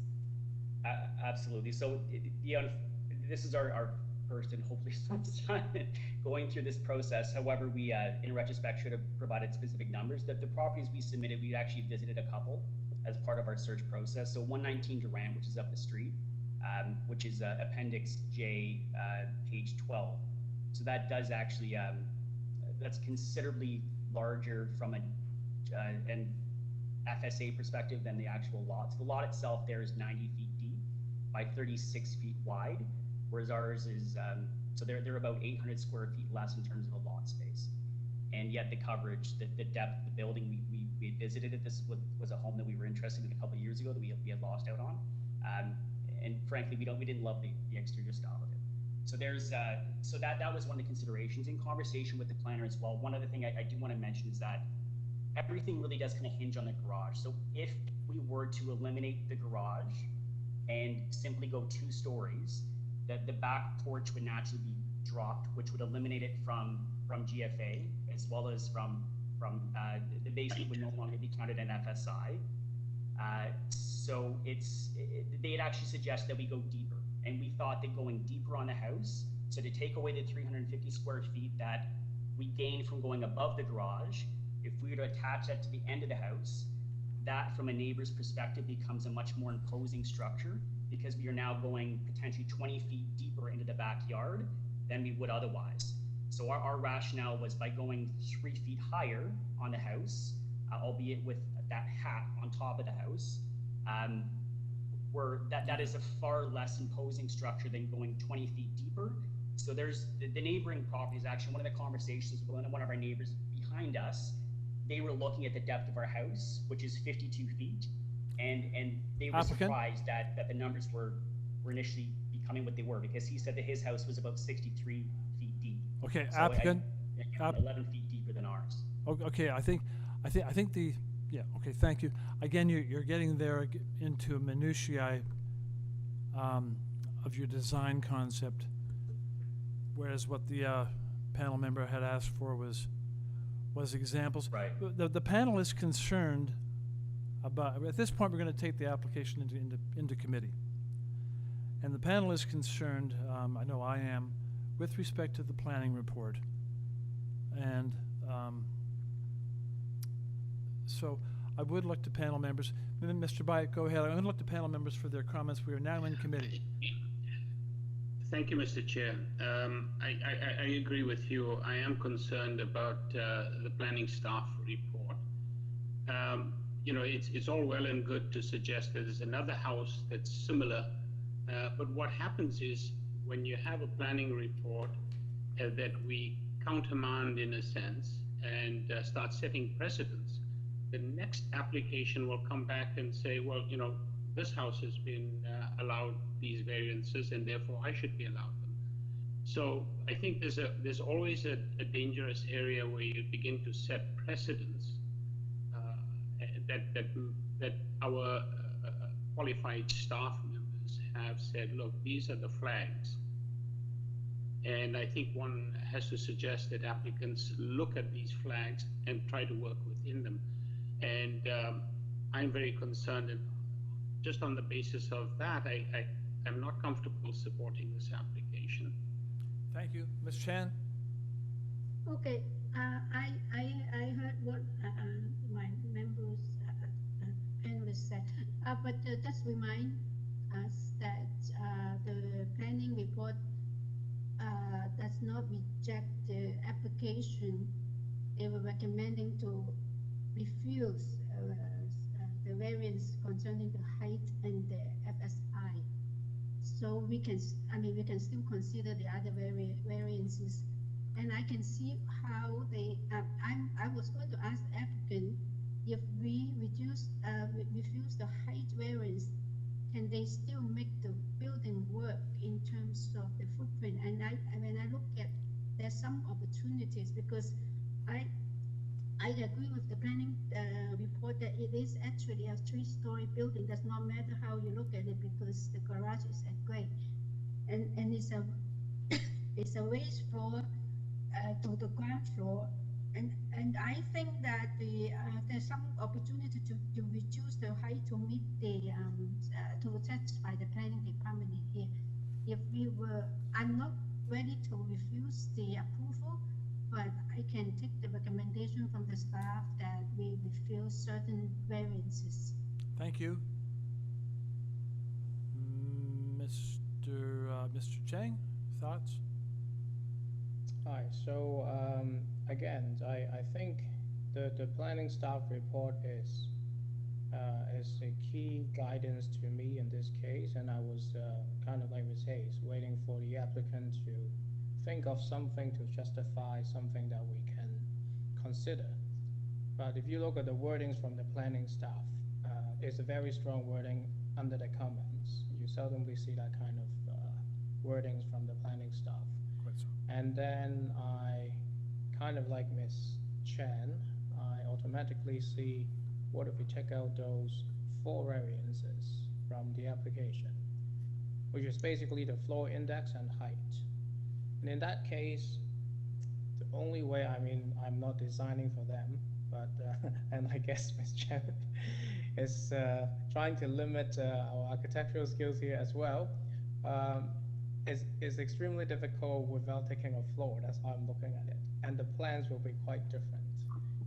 So I don't think I can support it, and I don't think we have time or energy to revise the plan with the applicant. It's not appropriate to revise the plans with the applicant here. I think they should, I cannot support it in any way, and I think they should maybe revise it in the appeal process, not in the committee. Thank you. I don't think we have enough resources for that. Thank you. Ms. Hayes. Ms. Hayes. Yeah, I would agree that we're not in a position to redesign buildings like on the fly. First of all, I do appreciate all the information that the applicants have put together for this, but as I tried to point out in my questions, it really doesn't address or point to or speak to the specific concerns of planning. And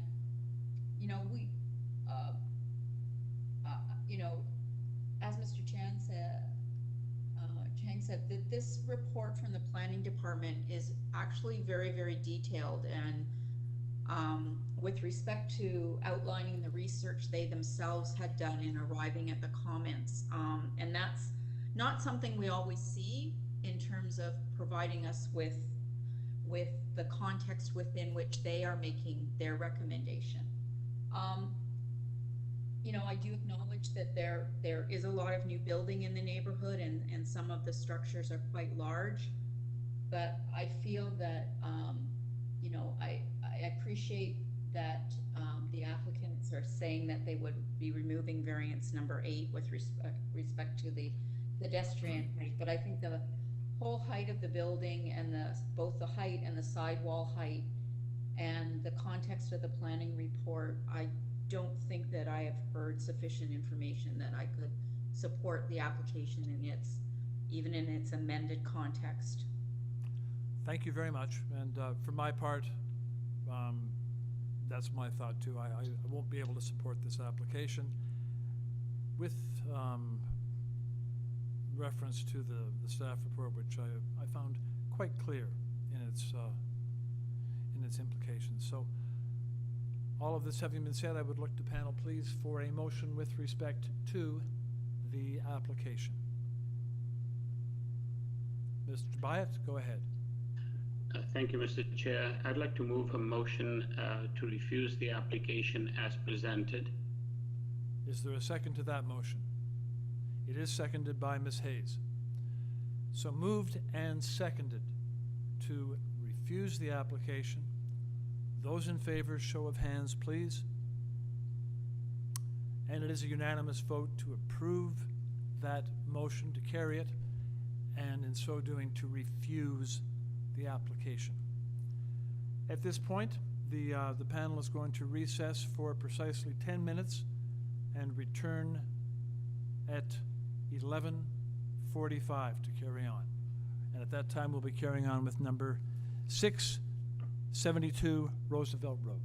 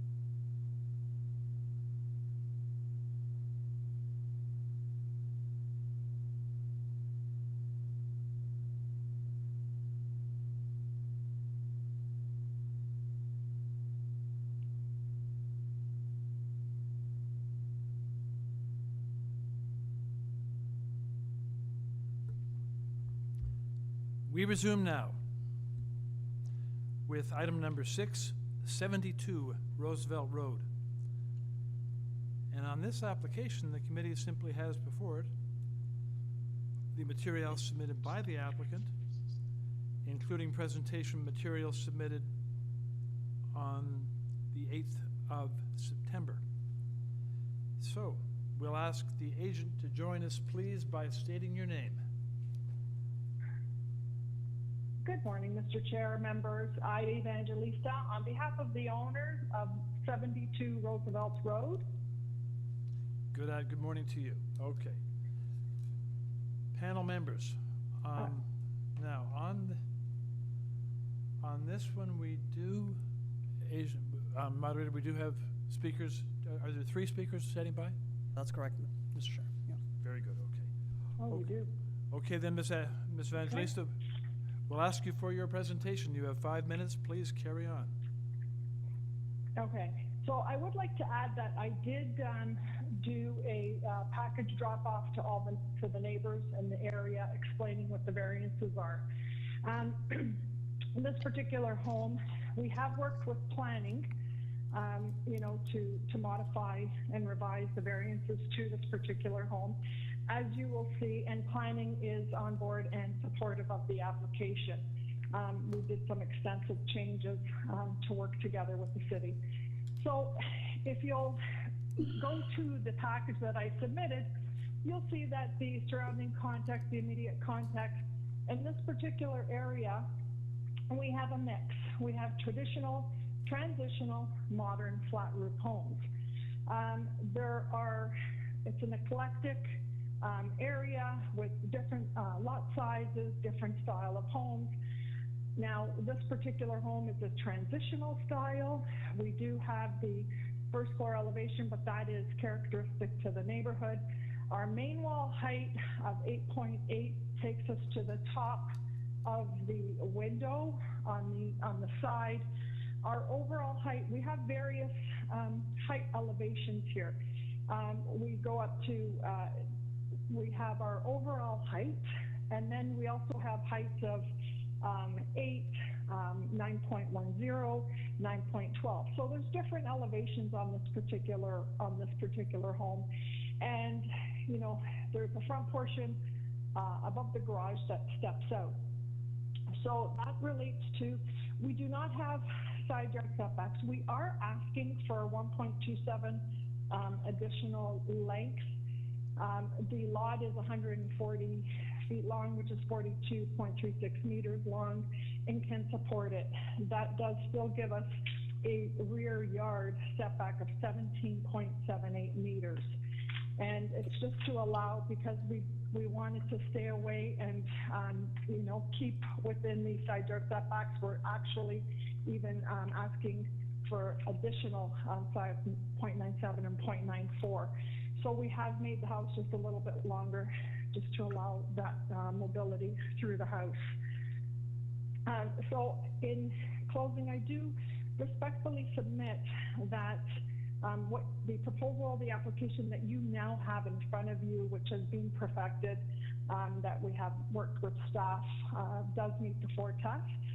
And I'm open to questions or to hear what neighbors' comments are. Very good. Okay, panel members, do you have any questions at this time, or shall we carry on to the speakers? Okay, we'll go on to speakers, and we'll ask the first speaker to join us, please, by stating your name.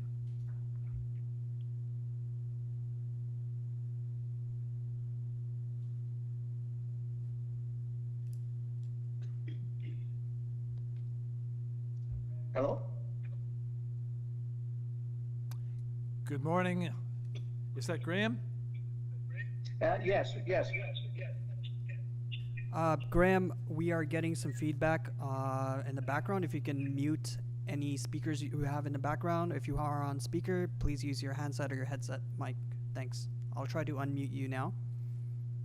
Is that better? We're still getting feedback. Again, if you have something playing in the background, if you're using a speaker, if you're listening to the stream, the YouTube stream, or through your WebEx, please mute that or mute your computer and speak only through your headset or lower the volume. How was that? I try again. I said, how was that? Is it possible to increase your microphone volume? Try again. Is that better? No, maybe you can speak, bring your mic a little closer, if that would help.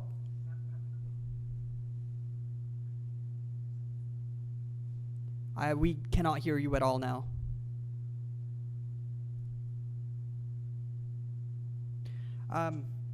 Graham, I can try giving you a call at your registered number. Sure. Wait, we hear you better now, much better. Oh, is it okay? Yep, it's great. Okay. Is it okay now? You're good now, Graham. We hear you without reverberation and loudly, so good. Okay. You have 5 minutes to address your concerns and bring them to the panel's attention. Go ahead, please. Okay. I oppose the application as proposed. I find the amount of variances strongly concerning, in particular, the building height, the building length, and although not a variance, adding a second floor balcony. To me, these are not minor variances and go against the prevailing character of the current majority of homes on our street. The proposals deviate too much from the structure of neighboring homes and variances given to other homes on our street. That's the end of my submission.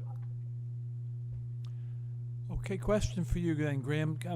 Tell us how is this going to impact your enjoyment of your property?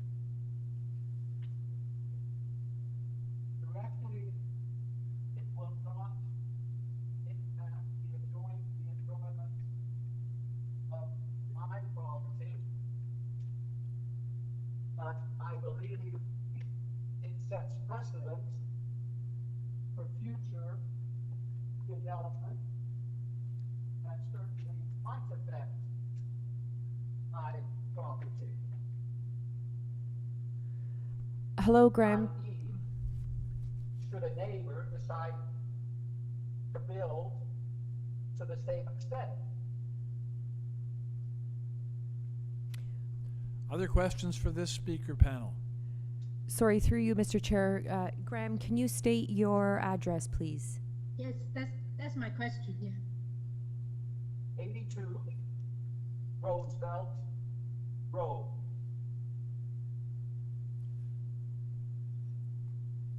Thank Did you say 82 Roosevelt? Yes. Thank you.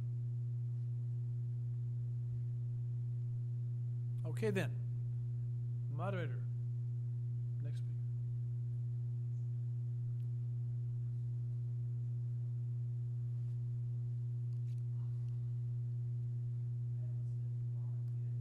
Hi, Elizabeth, you are unmuted. Hi, good morning. Can you hear me? We hear you clearly. Please state your name. Elizabeth Adamson. Good morning, Elizabeth. You have 5 minutes to address your concerns to the panel, and we'd like to hear about the impact of the proposal as you see it, both on your property and on the neighborhood. Go ahead. So my concerns are similar to Graham King's. I live at 80 Roosevelt Road. I'm 2 houses north of this proposal, and my biggest concerns are the height and the length. I'm concerned about it setting a precedent on the street. This sort of height and length would severely impact sunlight and privacy concerns with the length and the balcony. And I'm not sure if it's okay to say this, but I know that the house right beside this property, the new owner just moved in, I think a week ago, so I'm not sure they've had an opportunity or even are aware of this meeting today, and I think it would impact them obviously more than it would me. But that's my concerns are about the precedent setting of the height and the length. Okay, I have a question for you. Yes. Obviously, your street has a number of bungalows, but it's also got some houses that are more recently built, new built houses that are 2 stories and so on.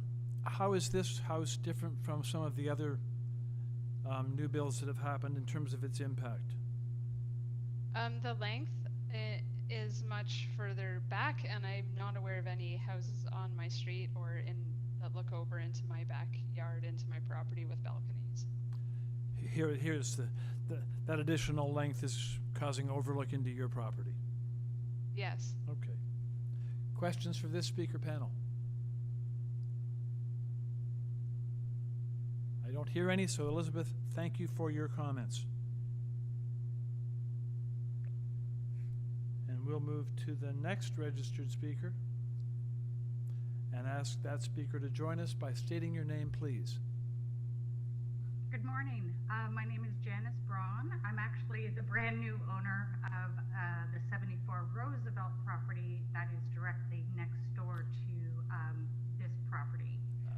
Very good. We're glad to have you with us. Sorry? We're glad to have you with us. Elizabeth Adamson was concerned that, so that's good. Go ahead. Yeah, no, as soon as I moved in, the day I took possession, I found the package sitting waiting for me. I get that bungalows are not for everybody, and yes, there are some 2-story houses now being erected in the neighborhood. I would say I do have a lot of the same concerns as Graham and Elizabeth. For me personally, the height will, obviously right now I have nice sunlight coming in on that side of my house, nice decent views from my windows on that side of the house. With a property of this height, and my understanding is no one has gone to this height as of yet in the neighborhood, but I cannot 100% verify that. This would block further views and sunlight from my property as well, because it does also have such a deep setback extension on the back. My other main concern is that I will be living in a fishbowl in my backyard. I bought this house because of the size of the back lot, and to make that backyard my oasis, and eventually I'd like to add a pool and do some extensive landscaping. And it does appear that the first kind of floor step out balcony will maybe be blocked by my garage, so they wouldn't be able to look in that way necessarily. But that balcony on the upper floor, they're gonna have 365-degree views of everything I do in that backyard, and there's no privacy fence, obviously, that can go to that height. So that is honestly my main objection, is that second floor balcony. And as far as I know, no one, I've walked the neighborhood, I've lived in the neighborhood all my life, I'm 45, and as far as I can see, no one else has, they might have a Juliet balcony, but as far as I know, they've never been allowed to actually put a full balcony at that height. Thank you. Other questions, panel, for the next door property owner?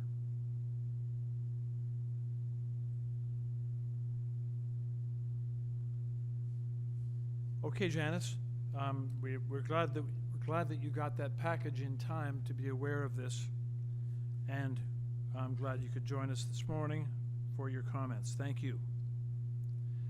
So, we'll now go back to the applicant. And applicant, we're going to ask you to comment on what we've heard from the three speakers. All of them on Roosevelt, one next door, all concerned about height, and all of them concerned that what you're proposing, despite the fact there is a new build on the street, that what you're proposing appears to be, to them, to be of unprecedented height and depth. Specifically, the neighbor next door, having just moved in, is now concerned about overlook from the second floor large balcony into her backyard, and what that will mean for a very private space that she was looking forward to developing. Your comments, please. Mr. Chair, members, and to the neighbors, Graham, Elizabeth, and Janice that spoke. It's unfortunate, Janice, that we didn't have the opportunity to have this conversation. In relation to the balcony at the back, so we are asking for an additional 1.27 meters. However, as I mentioned, we still have a rear yard of over 17 meters. The balcony, it is a smaller balcony. It's not a balcony that we could entertain on. It's off of the bedroom. However, we can address some privacy screening. I would recommend we can either do like an opaque glass. We can put vegetation. I do know that in working with planning downtown, they prefer to see vegetation at the size of the balcony. It just, just detracts from massing of the home. As I mentioned, in relation to the height of this house, we have, there's different elevations of the height of this house. We have elevations of 8 meters to 8.01. The main wall height, as I mentioned, is 8.8, but that takes us to the top of the window. Takes you to the window, which protrudes the gable of the roof. We do have an overall height, but that is to the very, very top of the peak in the middle of the house. However, if we look at the second peak, you'll see that the second peak, the height to that is 8.97. So there's different elevations. There's a lot of articulation in this house, so that, and it will, I believe it will not, it will actually be characteristic to the neighborhood. It will live harmoniously with other homes in the neighborhood. You've seen in my presentation materials, there are homes that, it's an eclectic mix. We do have bungalows, 1.5 stories, 2 stories. We have modern, traditional, and transitional. I can address the balcony issue, the height, the length issue. We are asking for an additional 1.27. We do not have side yards. We have come away. We have actually on Janice's side, I will say that I believe Janice is at number 74, and we have 0.97, I believe, on her side of side yard setback, whereas the bylaw requires 0.9. So, in my respectful opinion, I do respectfully submit that this does meet the 4 tests. It is characteristic to the neighborhood. It will live harmoniously with the immediate context and surrounding context and area. As I mentioned, we can tie to the decision that we include either opaque glass, or we can add vegetation to the balcony, so there is not overlook or onlook. I will reiterate reiterate, the balcony is not large. It's small. It's more of an area of refuge, if anything. So again, I respectfully submit the proposal that we have perfected with planning meets the forecast and is characteristic to the neighborhood. Panel members, questions for the applicant? Yes, there is from Ms. Chan. Go ahead. Yes, can you also tell us if you're going to put a privacy screen on the balcony? Is it the north and south edges? Yes, north and south, correct, yes. Okay, thank you. Okay. Any other questions, panel? Okay, let's take this one then. In the absence of further questions, let's take it into committee for discussion. And who would like to begin on discussion of this application? Mr. Byatt, go ahead. Thank you, Mr. Chair. I don't have any problems with the application as such. I think they meet the range of tests for approval. It is a changing landscape in the city, and I think we see that all the time. I don't think the proposal, the application is setting any new precedents beyond what is allowed. There are no complaints or no concerns from planning, from engineering, or anybody else at the city. The height variance seems to be triggered by the design of the roof, which is, I can see that. I do agree that we tie any approval of this application to privacy screening, and on that grounds, I would be quite happy to move. Thank you. Ms. Chan? Yes, if that's the motion, I would like to second it too. Adding the comment that they have been working with the planning department, it seems that it is actually predicting the trend. So this proposal is actually in the line of anticipation of the trend. And to me, it indicates that it's a moderate intensification that the official plan can allow and foresee. So I'm in support of that. Thank you very much. Ms. Hayes, Mr. Chang? No comment? No. All right then, for my part, 17 meters depth is allowed as of right. So the 18.27, I imagine, my sense is that it's probably in line with other new build in very close proximity. So there will be some impact from that on neighboring properties, but there would be at 17 meters clearly as well.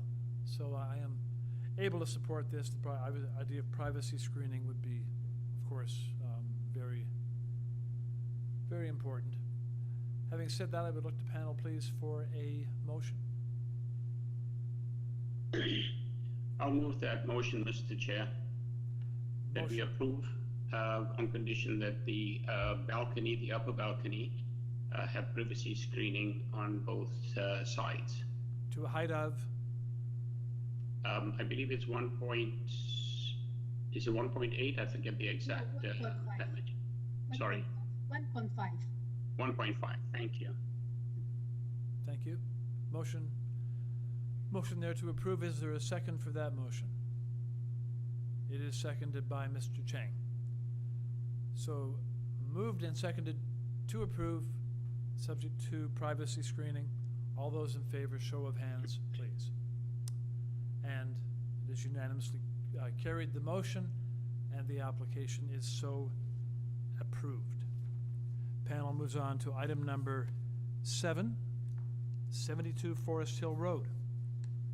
And on number 7, the panel has before it material submitted by the applicant, revised site plan, floor plans and elevations submitted 3 September, a 2011 Committee of Adjustment decision affecting the property, and email correspondence from the agent dated 3 September. There are commenting reports from Transportation, and also from Urban Forestry. Through you, Mr. Chair, we also received a very late form letter in support from 70 Forest Hill Road. Thank you very much.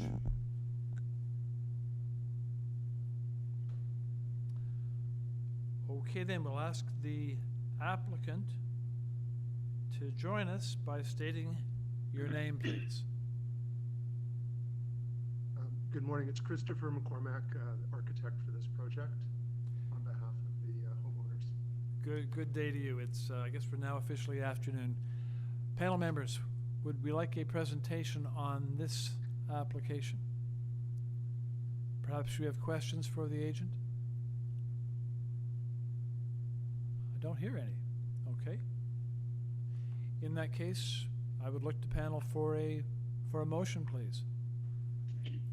Ms. Hayes, go ahead. Okay, I'll start. Having reviewed all the materials that were submitted, I think the variances, the length and depth variances are not unprecedented in this immediate area. There already is an existing platform on the third floor. It is tucked in. This is a small addition to that. I think that the FSI is not out of line or not out of character, and I would propose to, if my colleagues have no further comment, I would be prepared to make a motion to approve the application subject to forestry condition number 2. Thank you. Is there a second? It is seconded by Mr. Chang.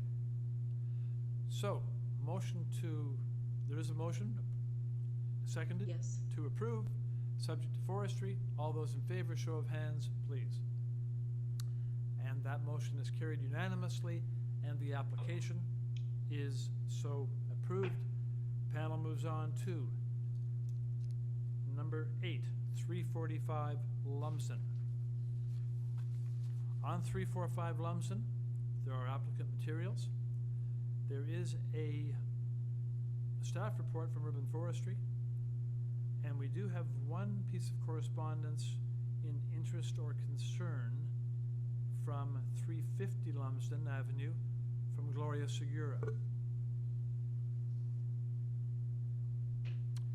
We also have registered speakers standing by, Mr. Moderator, is that correct? Through you, Mr. Chair, we have the agent and Renita Surjurga. I'm trying to reach Martin. He was here, but he has left since. Very good, okay. So we do have a registered speaker standing by in opposition. So we'll ask the agent to join us by stating your name, please. Good afternoon, sir. My name is Danilo Marquez Marcillian with the Office of B-Score DMQ Design Studio. The agent designer representing Ming Sean, the owner of the after 345 Lumsden. Very good. So you have 5 minutes to present your application to the panel. Yes, sir. Go ahead now. Okay. Our general intent of our application is to seek relief of the Toronto zoning bylaws to convert the existing one-unit, one-story detached dwelling into a two-story detached dwelling by constructing a rear one-story additions and a full second-story addition. The proposed development would be respectful to the existing character of the area by having built form responsive to siting, massing orientation, and materiality. Particular attention has been paid to incorporate common architectural elements such as brick, precast, contemporary construction, and a fairly sized front windows, an open porch entry, and the existing landscape and the front mature city tree that are being kept and will be maintained and improved. The boundaries integrate the contemporary building that is highly contextualized with its neighbor existing characters of recent residential development in the area. I would also like to inform the community back on the 12th of August 2021 that we did reach out to the neighbors on that afternoon. We've had an opportunity to share and explain the immediate neighbors, especially 343 and 347 Lumsden, Mr. Martin Todby and Mrs. Renata, and we can say that they have no issue whatsoever of the variances that we are seeking with the zoning bylaw. And both homeowners of 343, Mr. Martin Itadi, and 347, Mrs. Renata, we have a verbal support from our proposal. They're also under concern about the existing mature tree and how we're going to protect the existing tree during construction. My apology for sending the late documents this morning. I did submit a tree protection plan that we're going to submit to the urban forestry once we have the committee of adjustment approval, which I believe it's part of the condition of urban forestry anyways. Just to wrap it up, I believe the proposed development and minor variants that we're asking are very minor in nature, and it's keeping with the general intent of the Planning Act. And I'll be glad to answer any questions or comments that you may have. Thank you very much. Panel, before we move to the registered speaker, is there any question for the applicant? No. Let's then go to the registered speaker, who I understand is Renita. Renita, join us by stating your name, please. Hi there. My name is Renita Sudhirga, and I'm at 347 Lumsden Avenue. But just to clarify that we are actually not in opposition. This is my first time registered for this kind of hearing. So after listening to the presentation, I have no further comment. Renita, we hear you loudly. Yeah. We hear you loudly, but your voice is it's kind of muffled. You may be. I think you're maybe too close to the mic or too far from it. But if you could slow down a little bit and adjust your distance from the microphone. Sure. Yes, I will. That's just better. restate again. That's better. Okay. So just restating again that we are not in opposition to the plan, and we have no further comments on the after the presentation. Oh, you have no further comments, and you're not in opposition. Okay. No. Yeah. Okay. Thank you for joining us, and we appreciate it. Okay. And do we now have the other speaker? I believe I have Martin on the line. Yes, I'm here. Please state your name. My name is Martin Iftidi. I live at 343 Lumsden, next door to the west. Okay, good afternoon. Martin, you have 5 minutes. Afternoon. You have 5 minutes to address the panel, and what we'd like to hear from you is the impact that the proposal would have on your... Well, as far as I can tell, it's going to be just fine. However, I may have misread the plans. I was looking at them, and there's a line that I think may represent the outline of the roof of the new structure for 345. But I was concerned about the exterior wall being moved closer. It's 61 centimeters between the exterior wall of 345 and my exterior wall, 24 inches, 61 centimeters. And basically that's shoulder width. I think it's fine. I just don't want the wall to move. I want to make sure that I didn't misread something. So you'd like the applicant to clarify with respect to that side yard setback, what the distance is from the property line? Yeah, because I understand that the top floor will be set back even more. So what was it that I was looking at? I mean, was I looking at the survey? I could have sworn it looked like the outline of the roof for a wall. Okay. Well, very good. We'll ask the applicant to try to clarify the side yard setback then.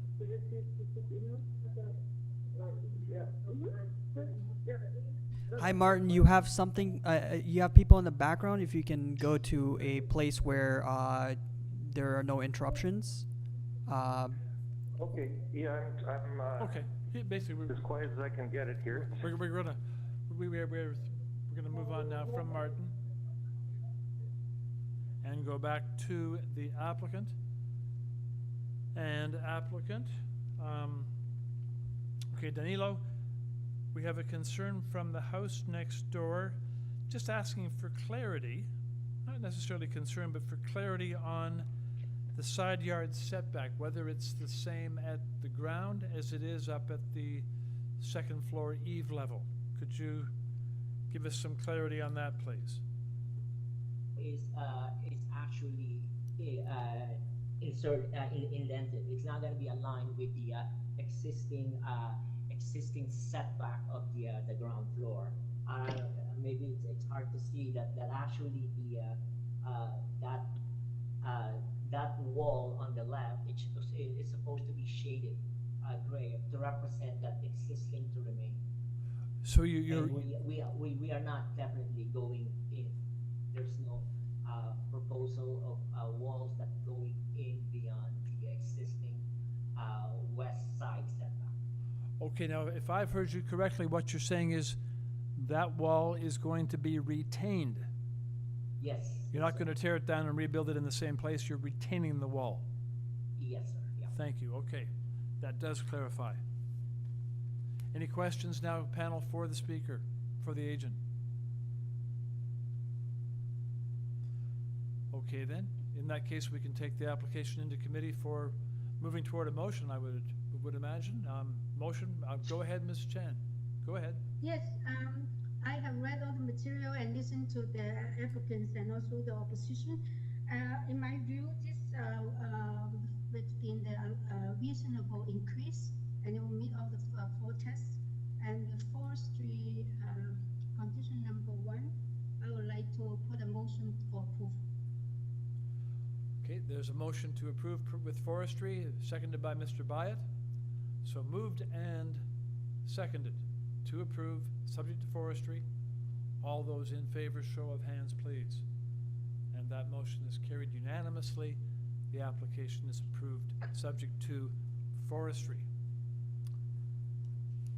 Panel moves along to number 9. 661 Beresford Ave. We've got the applicant's materials. We've got a cover letter from the applicant dated 23 March. There's presentation from the applicant dated 8 September, which includes a planning rationale. We also have a comment from Urban Forestry, and there is opposition in the form of correspondence from 659 Beresford and from 674 Beresford. And we do have speakers registered in opposition. So we'll ask the agent to join us now, please, by stating your name.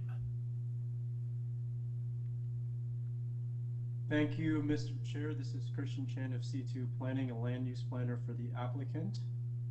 Good afternoon to you. Christian, you have 5 minutes to present the thrust of your proposal to the committee. Go ahead, please. Great, thank you, Mr. Chair. And I know that there's a number of variances. I'll try to whip through them. But so we're the land use planning consultants for the owners, 661 Beresford Avenue. The proposal is to construct a 3-story residential fourplex. The variances sought relate to the proposed setbacks, density, landscaping, platforms, exterior stairs, and parking. So in our opinion, the proposed minor variances meet the 4 tests.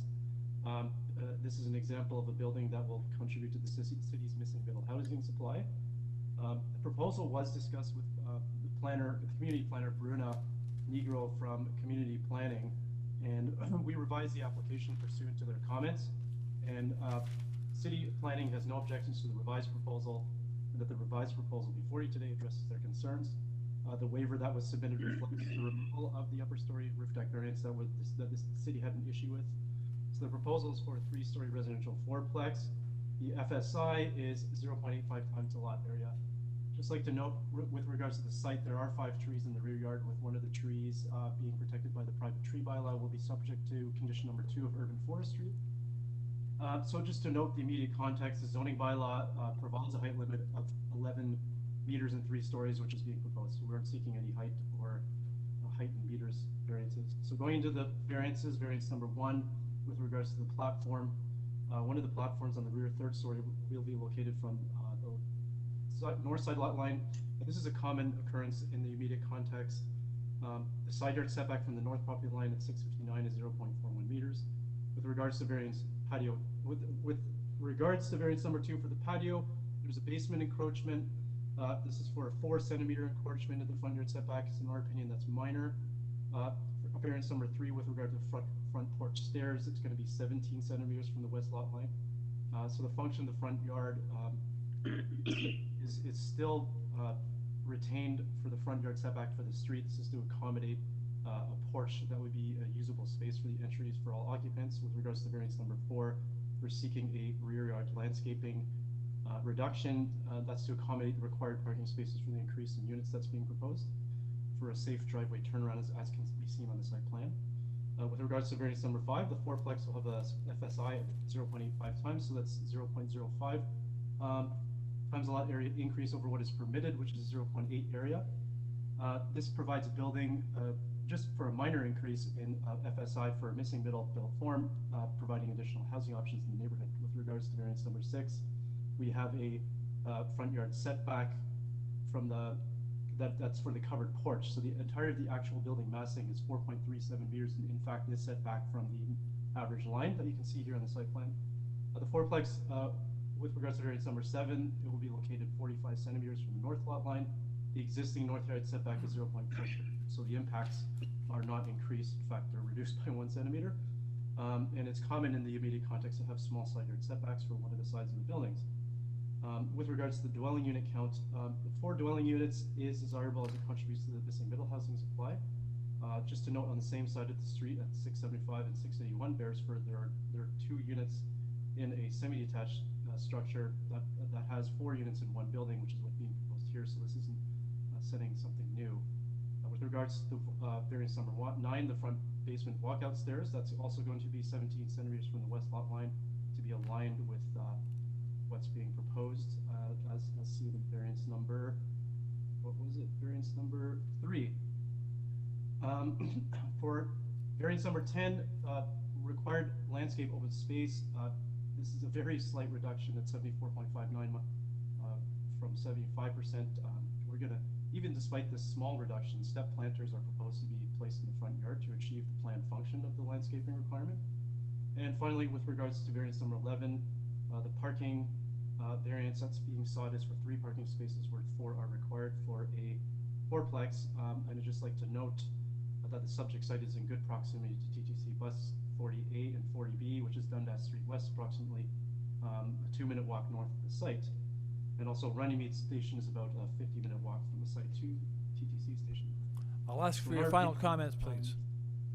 I'll ask for your final comment, please. Opinion, the proposed variances meet the 4 tests and subject to the conditions imposed by urban forestry. Thank you very much. Panel members, questions for the applicant? Mr. Byatt, go ahead. No? No, sorry. Well, No okay. comment.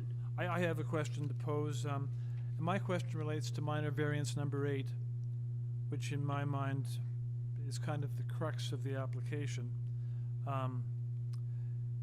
Units or structures with 2 units are permitted. You're proposing a 4-unit structure. And I would like you to explain to me why I should deem that to be a minor variance. How is that a minor variance when you're going from 2 units to 4 units? Okay, so for first off, like I explained before, there are buildings in the immediate context that contain 4 units in one building. Yes, it is a semi-detached building. I'd also like to explain that Chapter 3.2.1 of the official plan provides that in neighborhoods there is a full range of housing. So this proposal does seek to improve and modernize the available housing. Also in terms of Chapter 4.1.5 with regards to the built form, what's being proposed is a building with 4 units that could otherwise be a building with 1 or 2 units in it, while also increasing housing options with respect to missing middle in the city, close to transit, in a neighborhood that can accommodate this type of development, in which community planning had no concerns with the number of units proposed. Okay, so let me have a supplementary question. Why do you think this community can withstand that? What is it about the characteristic of the community that will allow it to withstand the going from 2 to 4? So the neighborhood's a neighborhood that is undergoing a lot of increased development and construction, and some sites immediately to the south and others more south on Beresford Avenue are proposing larger built forms, yes, with lesser units in it, but with the same floor area. So the additional population that's being provided in here in this neighborhood won't provide any additional impacts. We've received no opposition from transportation planning with regards to the parking. We received no opposition from city planning with regards to the proposed units or built form, and also in terms of schools and community services. I note that we haven't received any opposition from the school board with respect to, should this be approved, the increase in population for the neighborhood. Thank you very much. Let's proceed now to the registered speakers. And we'll ask the first one to join us, please.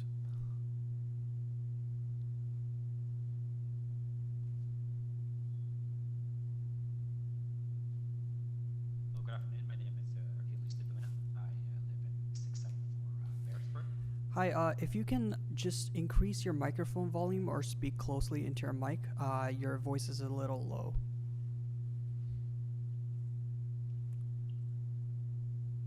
Good afternoon. Hello, Achilles. Mr. Luna, are you there?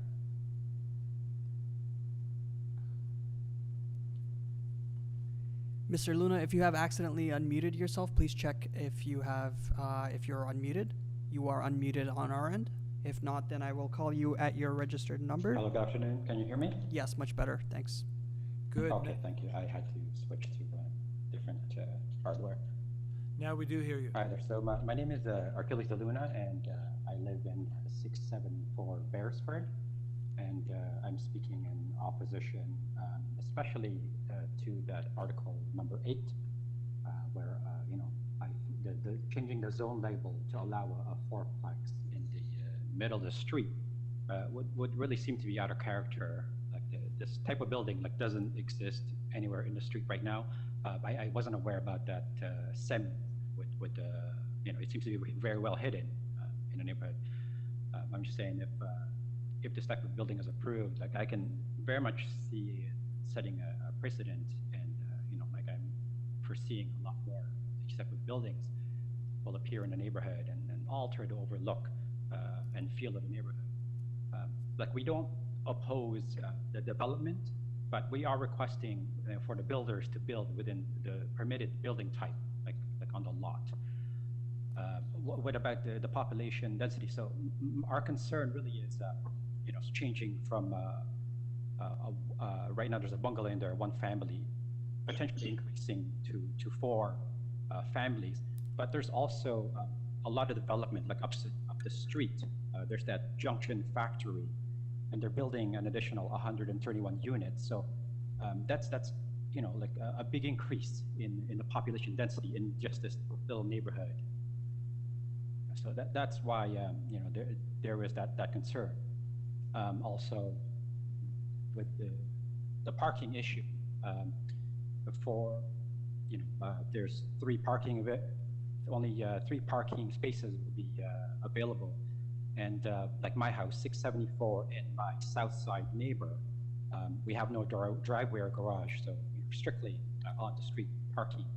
And I find that our spots are usually very busy, and there are incidents where our neighbors at 680 and 686 driveway would be blocked, and we even had incident with them where one of our people that we hired had blocked them, and it was very stressful. So that's the issue with the parking. Those are my views and opinion on this development request. So I am opposing. Thank you very much. So I've heard your concerns about the 4 units, the height, yes, and the parking situation. Thank you very much. Questions here for this speaker, panel members? Hearing none, we'll thank the speaker and move on to the next speaker. Thank you. Thank you.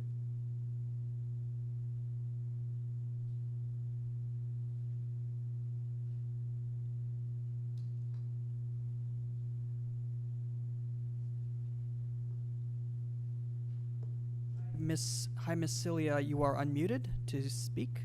Oh, perfect. Thanks so much. Good afternoon. My name is Myra Celia.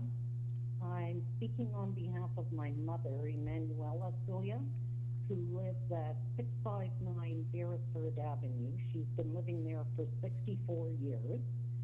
She's 90 years old and spends most of her days in her backyard. That's what kept her healthy and active. And she has a lot of concerns. First of all, her major is, she considers her backyard as her paradise. So with the development of all the construction, she's scared she's not going to be able to go outside. She'll be inhaling construction dust. There's going to be vibrations in the ground. She's worried, is she going to have cracks in her walls from the vibrations? Structural movement to her doors and windows. Will her house be affected by the water drainage running off the roof being 3 stories high? How close to the property line will they be building? At no time has the builder approached my mom, with her being directly next door, to ask if she has had any concerns. She feels that she is not respected and the neighborhood's character is not being respected. In the neighborhood, and I was born and raised there is, the majority is bungalows and 2-story homes. You do not see any 4-plex multi-units, and they just started, and I believe it's the same developer that has Doors Up started and did a 3-story, which it ruins the character of the street. Then you've got privacy and sunlight that would be lost because of the height that's being proposed, especially with the rear top balcony, 3 stories high, overlooking everybody's backyard, 0 privacy. And most households nowadays have 1 to 2 cars.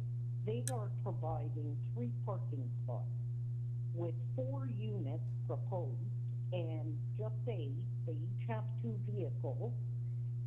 There's going to be a need for 5 additional parking spots. Right now, as it stands, there's a shortage of parking on Beresford. I have gone there. I go there on a regular basis because I help take care of my mom, and it's a shortage of parking. This is only if, and then you've got guests that come to visit that would also need parking, which would only lead to the congestion, frustration, and stress to all neighbors. And then her other concern is 4 units, each one requiring a trash bin, a green bin, and a recycle bin. That would account for 12 bins on the property. Where are those bins going to be placed? Are they going to be an eyesore? And what kind of stench is going to come from them? Because sometimes just one bin, a garbage bin, gives off quite a bit of stench, let alone 4 actual garbage bins. So we ask that the application be rejected. Thank you. Thank you very much. Let's see if the panel has some questions for you. Panel members? Okay, just for your information, a number of the concerns that you addressed in your early part of your presentation were construction-related issues. And just so you have a sense of this and an understanding of it, the Committee of Adjustment does not deal with construction issues. We're simply dealing with the 11 proposed and requested minor variances in the application. But if construction did go ahead and there were concerns, then you would of course speak to the city, to the construction people at the city, in order to have those construction issues specifically addressed. Okay, then let's go back to, yes, thank you very much for your call. We'll go back now to the applicant who will have a chance to rebut. Through you, Mr. Chair, Yes. there was one more speaker, but just confirming that I've made significant effort and they have not responded. Anna Messick. Thank you very much. Okay, so the moderator is just telling me there's another speaker who he has not been able to raise after repeated contact. So we'll just go with the comments we have from the two speakers we've heard from. So applicant, what we're going to ask you specifically to tell us about is to speak to these issues. Both express concern about a fourplex. You know, the missing middle does exist in our housing stock, but we're trying to mitigate that by moderate increases. So jumping from 2 to 4 is a concern. Tell us why, if you can, why that it should be considered minor in your view. And then height.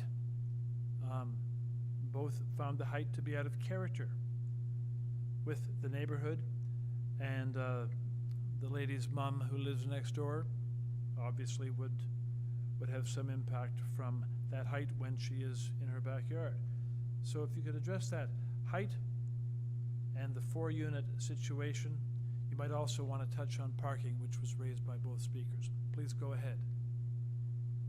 Thank you, Mr. Chair. I can appreciate the comments of the neighbors. I'd just like to note that the proponent will be adhering to Chapter 363 with regards to building and construction and demolition, and as well as the noise bylaw for 591, which regulates those matters. And as you mentioned, it will not be for the committee. So with regards to the unit count, the proposal reinforces the OP's objective of adding density near a transit corridor, while, in my opinion, respecting the neighborhood character and built form. The proposed number of units and the FSI complements those objectives from the OP. The proposed fourplex will contribute to a significant part, again, of the reinvestment occurring in the neighborhood. And as you mentioned, the missing middle housing stock. And just to note again that the area is well supported by public transit, so this is an appropriate area for this type of gentle intensification. And also considering the context and unaffordability of housing in Toronto and the provincial policies which provide for housing options in existing settlement areas and built-up areas. So it's desirable to add these additional residential units in the neighborhood. With regards to the height, I can appreciate the comments with regards to the proposed height, but as you may note, and as I stated earlier on in my presentation, there are 0 variances related to height, both in meterage and in stories.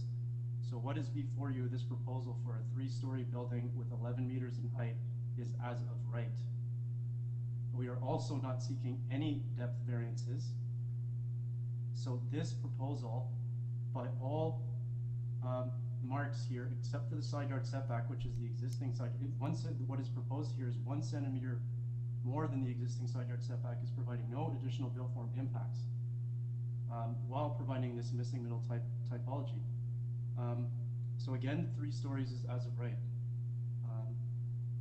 With regards to the top balcony that Myra mentioned, that is eliminated from the proposal, so there may be a misunderstanding there.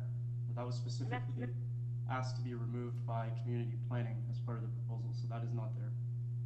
With regards to parking, I can certainly appreciate the neighbor's comments with regards to 5 parking spots that, in her opinion, is required for the development, but no comments were received by transportation planning or transportation services with regards to the parking, no concerns from them.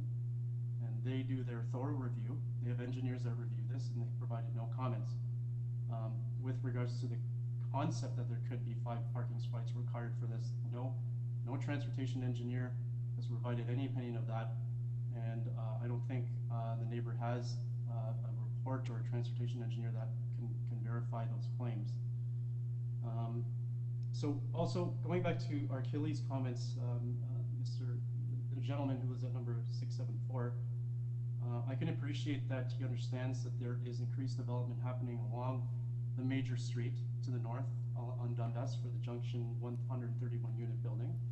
But we have to also recognize here that policy 4.1.6, the official plan, provides that where there are developments that are proposed on major streets, they are not to be considered for development in the interior of the neighborhood. In this case, community planning would have commented as to whether the increased unit count would have been A, out of character, B, the built form is not desirable, C, whether this would have impacts upon community services, and they have not objected to any of those items.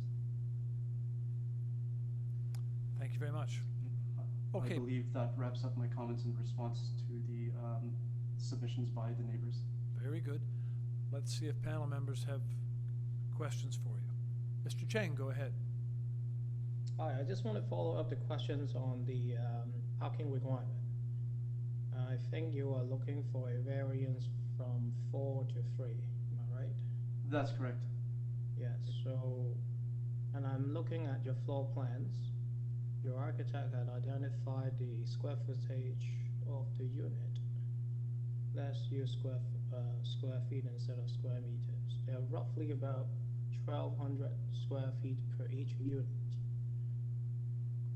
And if you look at the plan layout, all of them are 2 bedrooms unit, meaning they are 2 or 3. And I understand that. I mean, I really like the fact that we are providing more housing units and, you know, with some sort of intensification, but jumping from 2 to 4 with a lack of parking support. I understand that I don't have an engineer to support my argument, but I have doubts about how you can have, I mean, 4 units, 3 bedrooms units with 3 parkings. Have you done any report to support that? We have not, and there was none requested by community planning to support that, because I understand in a number of applications, and we have the same applicant has had applications for this almost very similar design in existing neighborhoods.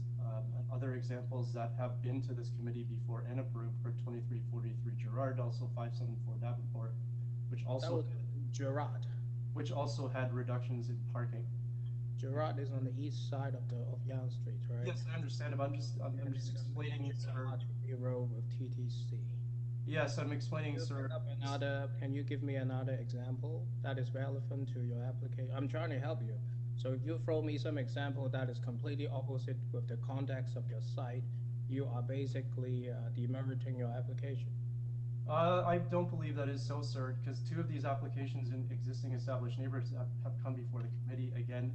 Committee, but in a very different site context. Yes. You're telling me Gerard and BERESFORD is the same? Is that what you're trying to convince me? Sir, it feels like I'm under cross-examination here, but I'm just trying to provide you and explain that there are other examples. I'm telling you that your example is invalid. I'm asking you to give me another example. I don't think the applicant can do that, Mr. Chang. So I want to know what's wrong with it. Okay, the applicant doesn't appear to have, just a second, excuse me. In the immediate context. Excuse me, okay. So we're not going to get into a long debate about that.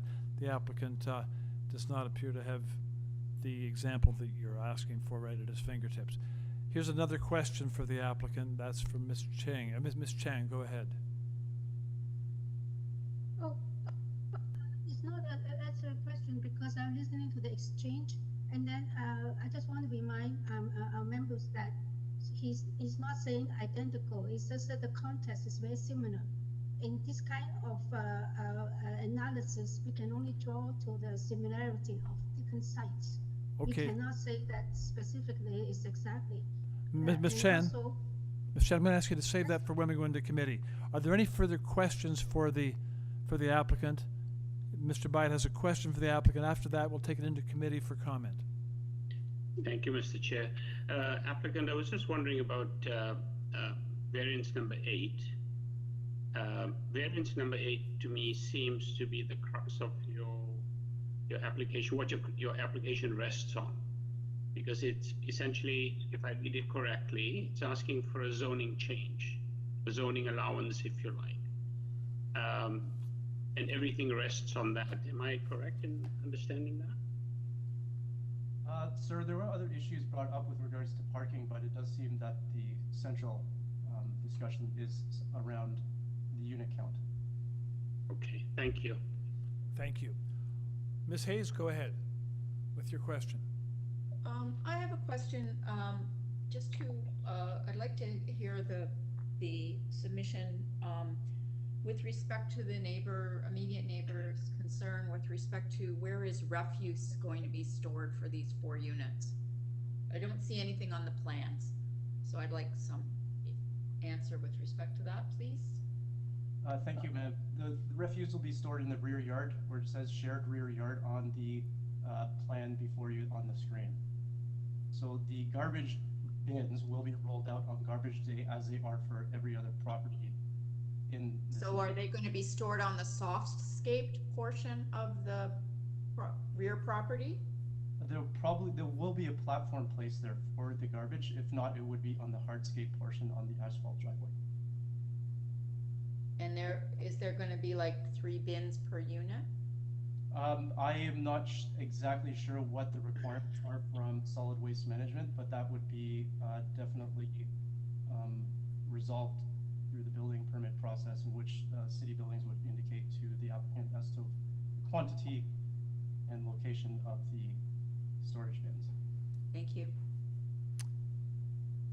Okay, then, I just don't see any further questions for the applicant, so at this stage, let's take this application into committee for some discussion and some comment. Mr. Byatt, would you like to go ahead?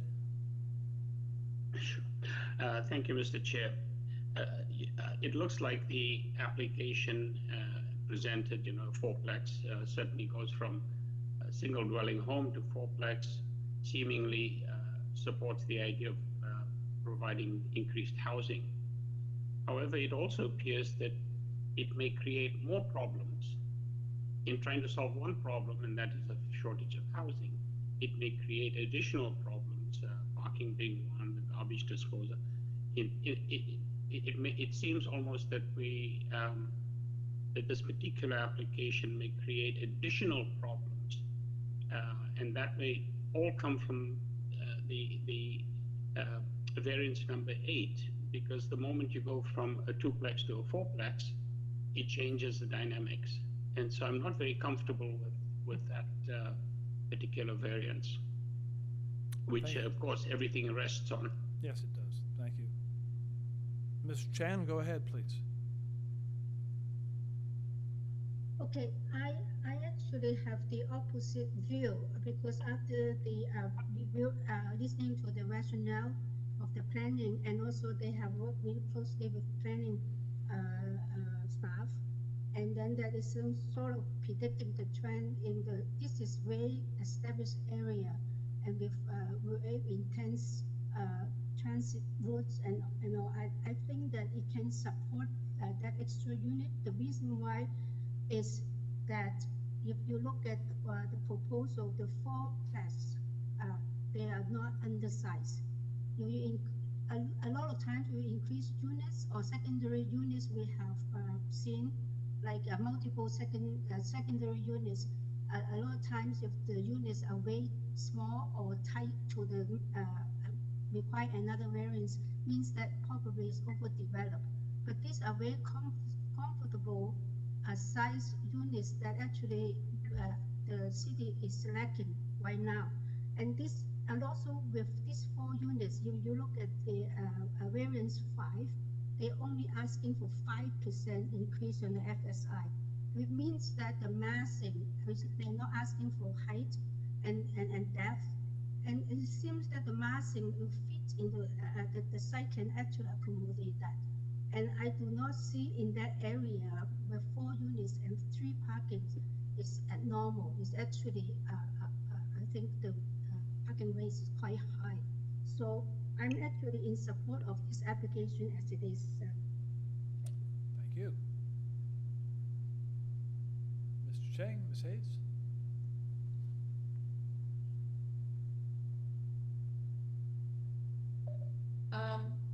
I would mirror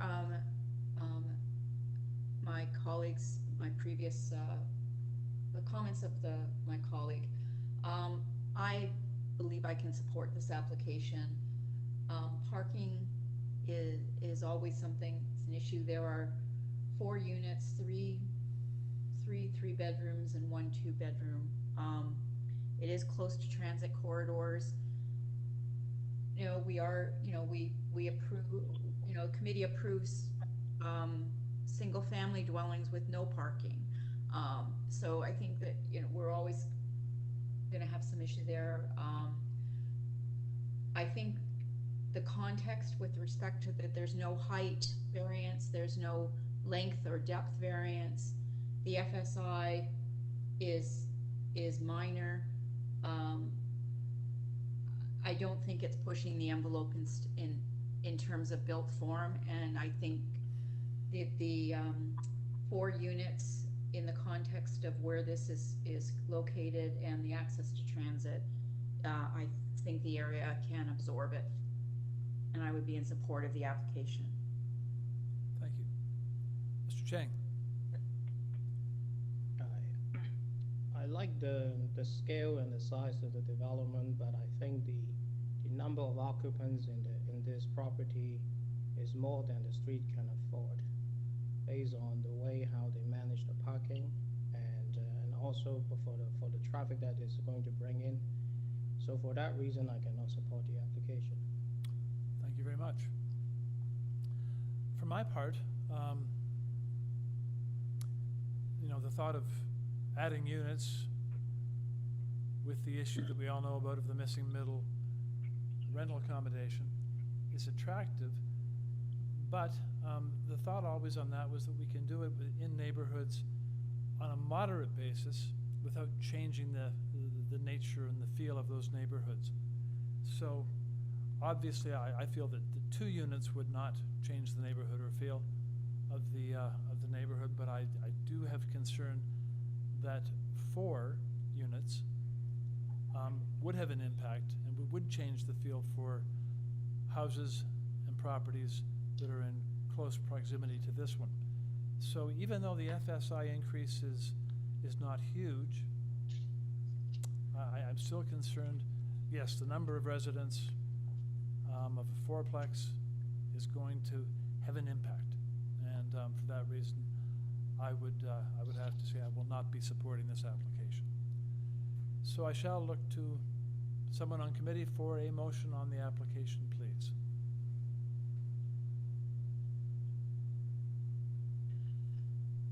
Mr. Byatt. Mr. Chair, failing to see any hands popping up, I'll put forward a motion to refuse the application as it's presented.